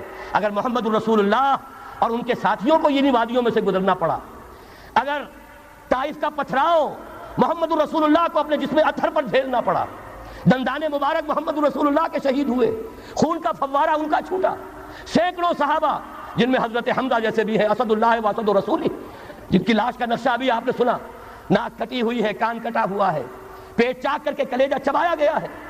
حضور کو جو صدمہ ہوا ہے, مدینے جب واپس گئے ہیں, انصار کے گھروں سے عورتوں کے بین کرنے کی آوازیں آئیں. اس وقت تک حرمت نہیں ہوئی تھی, اور عربوں کا رواج تھا جیسے ہمارے ہاں دیہات میں جس طرح خواتین نوحے کرتی ہیں, بین کرتی ہیں, اس وقت تک وہاں ان کے ہاں بھی رواج تھا.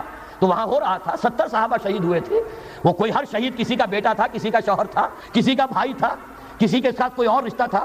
پورا مدینہ جو ہے ماتم کدا بنا ہوا تھا. اس وقت حضور کی زبان سے بھی الفاظ نکل گئے, اما حمزہ تو فلا بواکی لہو, ہائے حمزہ کے لیے تو کوئی رونے والیاں بھی نہیں. تب انصار نے اپنے گھروں سے بھیجا خواتین کو, حضرت صفیہ رضی اللہ تعالی عنہا کے ہاں, وہاں جاؤ اور تعزیت کرو. یہ ساری وادیاں ہیں جو طے کی ہیں محمد الرسول اللہ والذین معہ. سفر تبوک ہوا ہے جسے جیش العسرہ کہا گیا ہے. ایسا مرحلہ بھی آیا ہے 3 مجاہدین کو 24 گھنٹے کے راشن میں ایک کھجور ملی, ایک کھجور, 24 گھنٹے کا راشن. ان لوگوں نے یہ قربانیاں دی ہیں, اس کے بغیر نہیں ہوگا. تو ظاہر بات ہے اس کے لیے پہلے تیاری. کچے پکے لوگ اگر لے آئے, تو خاک میں مل اور آگ میں جل, جب خشت بنے تب کام چلے. ان خام دلوں کے عنصر پر بنیاد نہ رکھ, تعمیر نہ کر. یہ تو پختگا خام ہے جب تک تو ہے مٹی کا ایک انبار, تو پختہ ہو جائے تو ہے شمشیر بے زنہار. تو وہ پختہ ہو جائے, اب ٹکر مول لو, آگے بڑھو, للکارو, آنکھوں میں آنکھیں ڈالو, باطل کا مقابلہ کرو. اس کے استحصال کے لیے اپنی جانیں قربان کر دینے کو سب سے بڑی کامیابی سمجھو. یہی واحد راستہ ہے. اس کے سوا جب وہ مرحلہ آ جائے گا, اللہ کرے کہ وہ آئے, اور میں اب اس وقت تو بیان نہیں کر سکتا, وقت بہت ہو گیا ہے. میری جو ایک کتاب چھپ چکی ہے, سابق اور موجودہ مسلمان امتوں کے کا ماضی حال اور مستقبل, آنے والی جو حالات ہیں ان کا ایک نقشہ میں نے بیان کیا جو احادیث نبویہ میں آیا ہے. میرا اندازہ یہ ہے کہ معاملہ زیادہ دور کا نہیں ہے, بلکہ ہمارے لیے تو نہ دور کا ہے نہ دیر کا ہے. انشاءاللہ یہیں سے ہوگا. بس صرف یہ ہے کہ فریب خوردہ شاہی اور بھٹکا ہوا آہو جو ہے اسے پھر اپنی منزل یاد آ جائے. کبھی بھولی ہوئی منزل بھی یاد آتی ہے راہی کو, اور بھٹکے ہوئے آہو کو پھر سوئے حرم لے چل. اس کے لیے وہ رہنمائی درکار ہے. آپ میں سے ہر شخص رہنما بن کر اٹھے, اس دعوت کا مبلغ بن کر اٹھے, جیسے کہ حضور نے اپنے خطبے کے آخر میں فرمایا تھا, فَلْيُبَلِّغِ الشَّاهِدُ الْغَائِبَ. اب جو یہاں موجود ہیں وہ اپنا فرض سمجھیں کہ دوسروں کو پہنچائیں گے. اس حوالے سے یہ ہے کہ ہمارا لٹریچر, ہمارے ویڈیوز, آڈیوز, وہ ہم ہر میدان میں موجود ہے. چیزیں لیجیے, استعمال کیجیے. اب میں چند آپ کے سامنے اور آپ کی تائید کے لیے مطالبات رکھ رہا ہوں. پہلا مطالبہ یہ ہے, یہ جلسہ عام, اگر آپ کو یہ سب سن لیجئے, منظور ہو تو ہاتھ اٹھائیے گا, تائید کیجیے گا. وہ آج کے ریزولوشن کی حیثیت سے یہ اس کو پھر شائع کیا جائے گا. یہ جلسہ عام حکومت پاکستان اور حزب اختلاف دونوں سے پرزور مطالبہ کرتا ہے کہ قرارداد پاکستان کی روشنی میں قرآن و سنت کی مکمل اور غیر مشروط بالادستی کا بلا تاخیر اعلان کیا جائے, اور ان کے لیے ضروری دستوری ترمیم کا فوری اہتمام کیا جائے. ہم یہ صرف حکومت سے نہیں کہہ رہے, حزب اختلاف کو بھی کہہ رہے ہیں. خدا کے لیے ہوش کے ناخن ہو, تم کون سا پیکج دے رہے ہو اور تم کون سی شرائط منظور کروا رہے ہو؟ اصل اس ملک کی جو نجات ہے وہ اس میں ہے. یہ قافلہ رکا کھڑا ہے تو اس جگہ رکا کھڑا ہے. اس کو طے کرو یہ کڑوی گولی. اور یہ ظاہر بات ہے اب تو حکومت کرنا چاہے تو نہیں کر سکتی, اپوزیشن کرنا چاہے تو نہیں کر سکتی, ان سے وہ 8ویں ترمیم نہیں ختم ہو رہی کسی سے. لہذا اس کے لیے اگر اتفاق کرنا ہے, اتحاد کرنا ہے تو اس پر کرو. نمبر 2, جو تاریخی فیصلہ دیا تھا فیڈرل شریعت کورٹ نے, اس کے خلاف جو اپیل دائر کی گئی ہے سپریم کورٹ میں وہ واپس لی جائے. اس ملک کے اندر سے سود فوراً ختم کیا جائے. یہاں کے سود خوروں کو, حرام خوروں کو 1 پیسہ سود کا آئندہ نہ دیا جائے, طے کر دیا جائے. نعرہ تکبیر!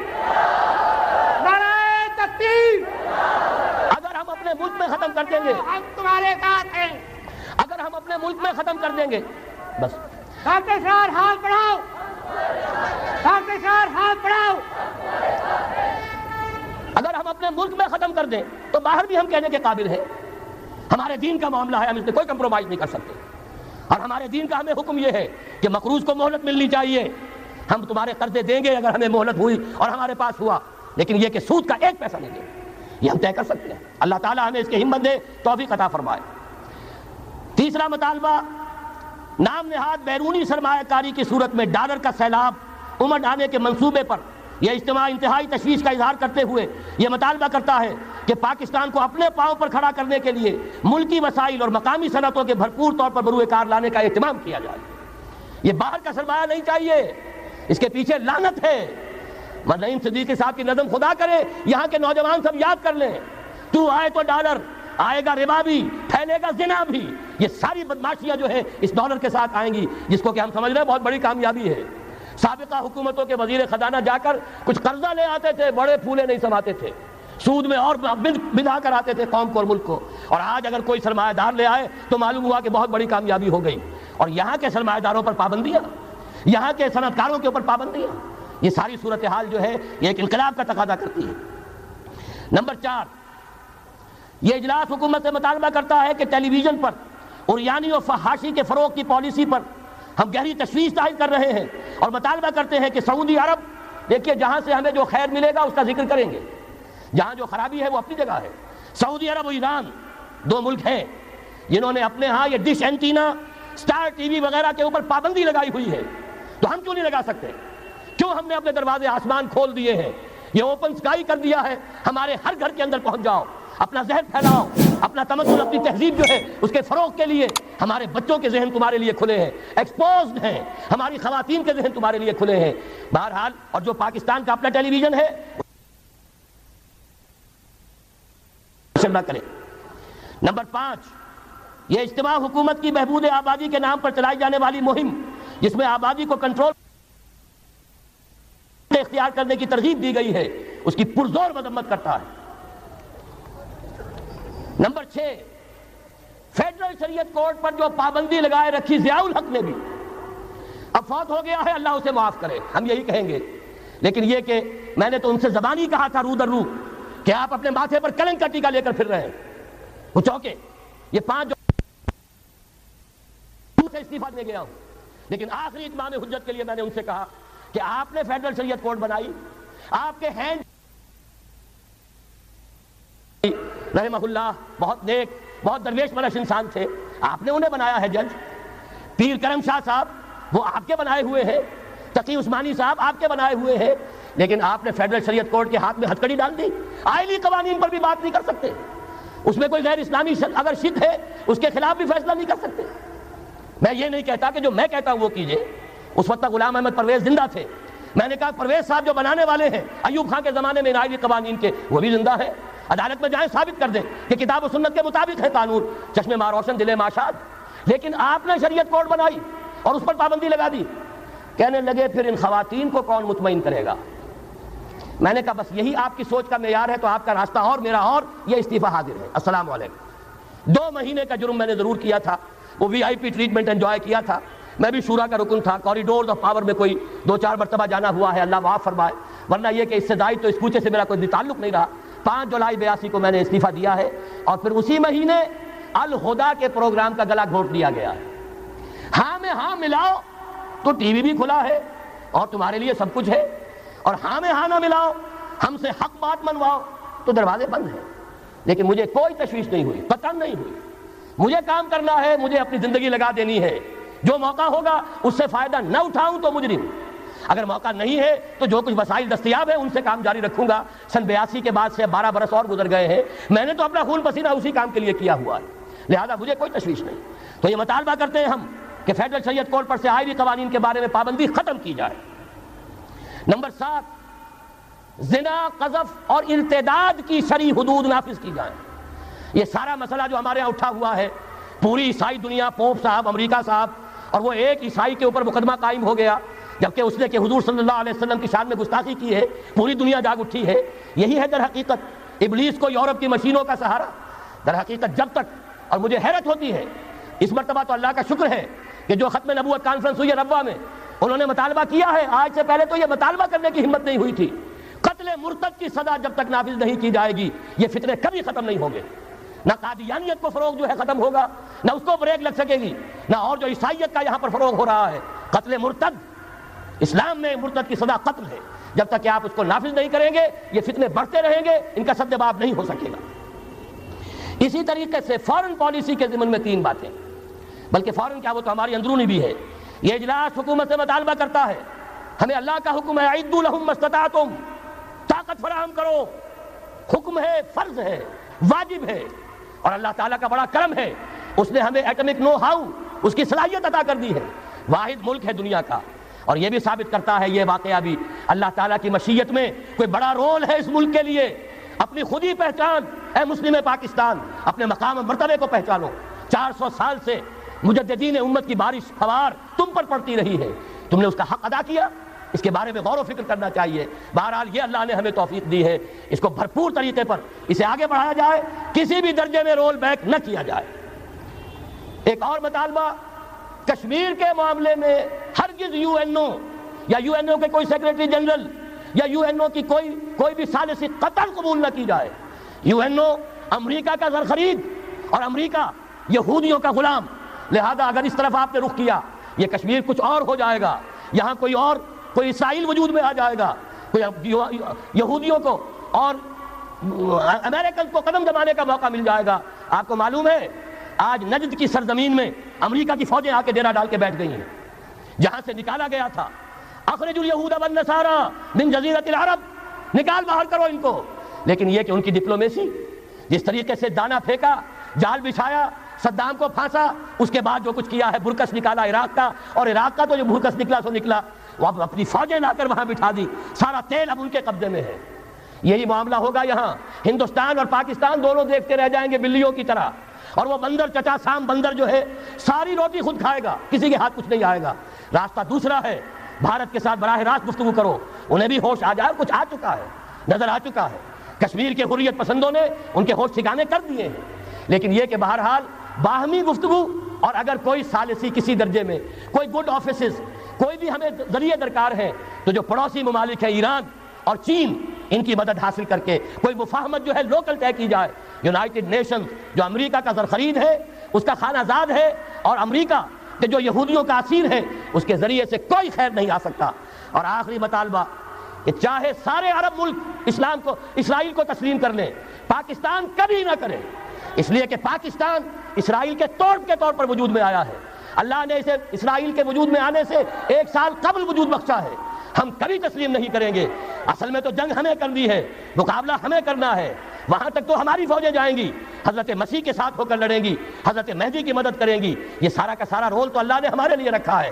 لہذا کسی صورت عرب کر لیں، مجبور ہو چکے ہیں، بے بس ہو چکے ہیں. ان کا معاملہ جو بھی ہے وہ جانے، لیکن چاہے وہ تسلیم کر لیں، اسرائیل کو کسی صورت میں پاکستان تسلیم نہ کرے. تلک عشرۃ کاملہ، یہ وہ 10 مطالبے ہیں. آپ کو یہ سارے کے سارے منظور ہیں، آپ کی طرف سے ان کو پیش کیا جائے. اللہ کرے کہ سننے والوں کے کان بھی کھل گئے ہوں اور انہوں نے بھی یہ بات سن لی ہو. آخر میں چند اعلانات ہیں. جیسا کہ میں نے عرض کیا، جو کام بھی ہم کر رہے ہیں اب آپ اس میں شریک ہوں. تنظیم اسلامی کو سمجھیے، دل کھل جائے، اس میں شریک ہو جائیے. تحریک خلافت کا مطالعہ کیجئے، دل کھلے، اس میں شامل ہو جائیے. ورنہ یہ باتیں صحیح لگ رہی ہیں، انہیں تو پہنچائیے. یہ 4 ورقہ جس میں احادیث ہیں، آیات ہیں، انہیں ہزاروں کی تعداد میں لے جائیے، پہنچائیے، تاکہ مسلمانوں کے حوصلے بلند ہوں. اور یہ کہ کل اور پرسوں 2 منٹ بیٹھ جائیے، کیا اتنی قیامت آ جائے گی.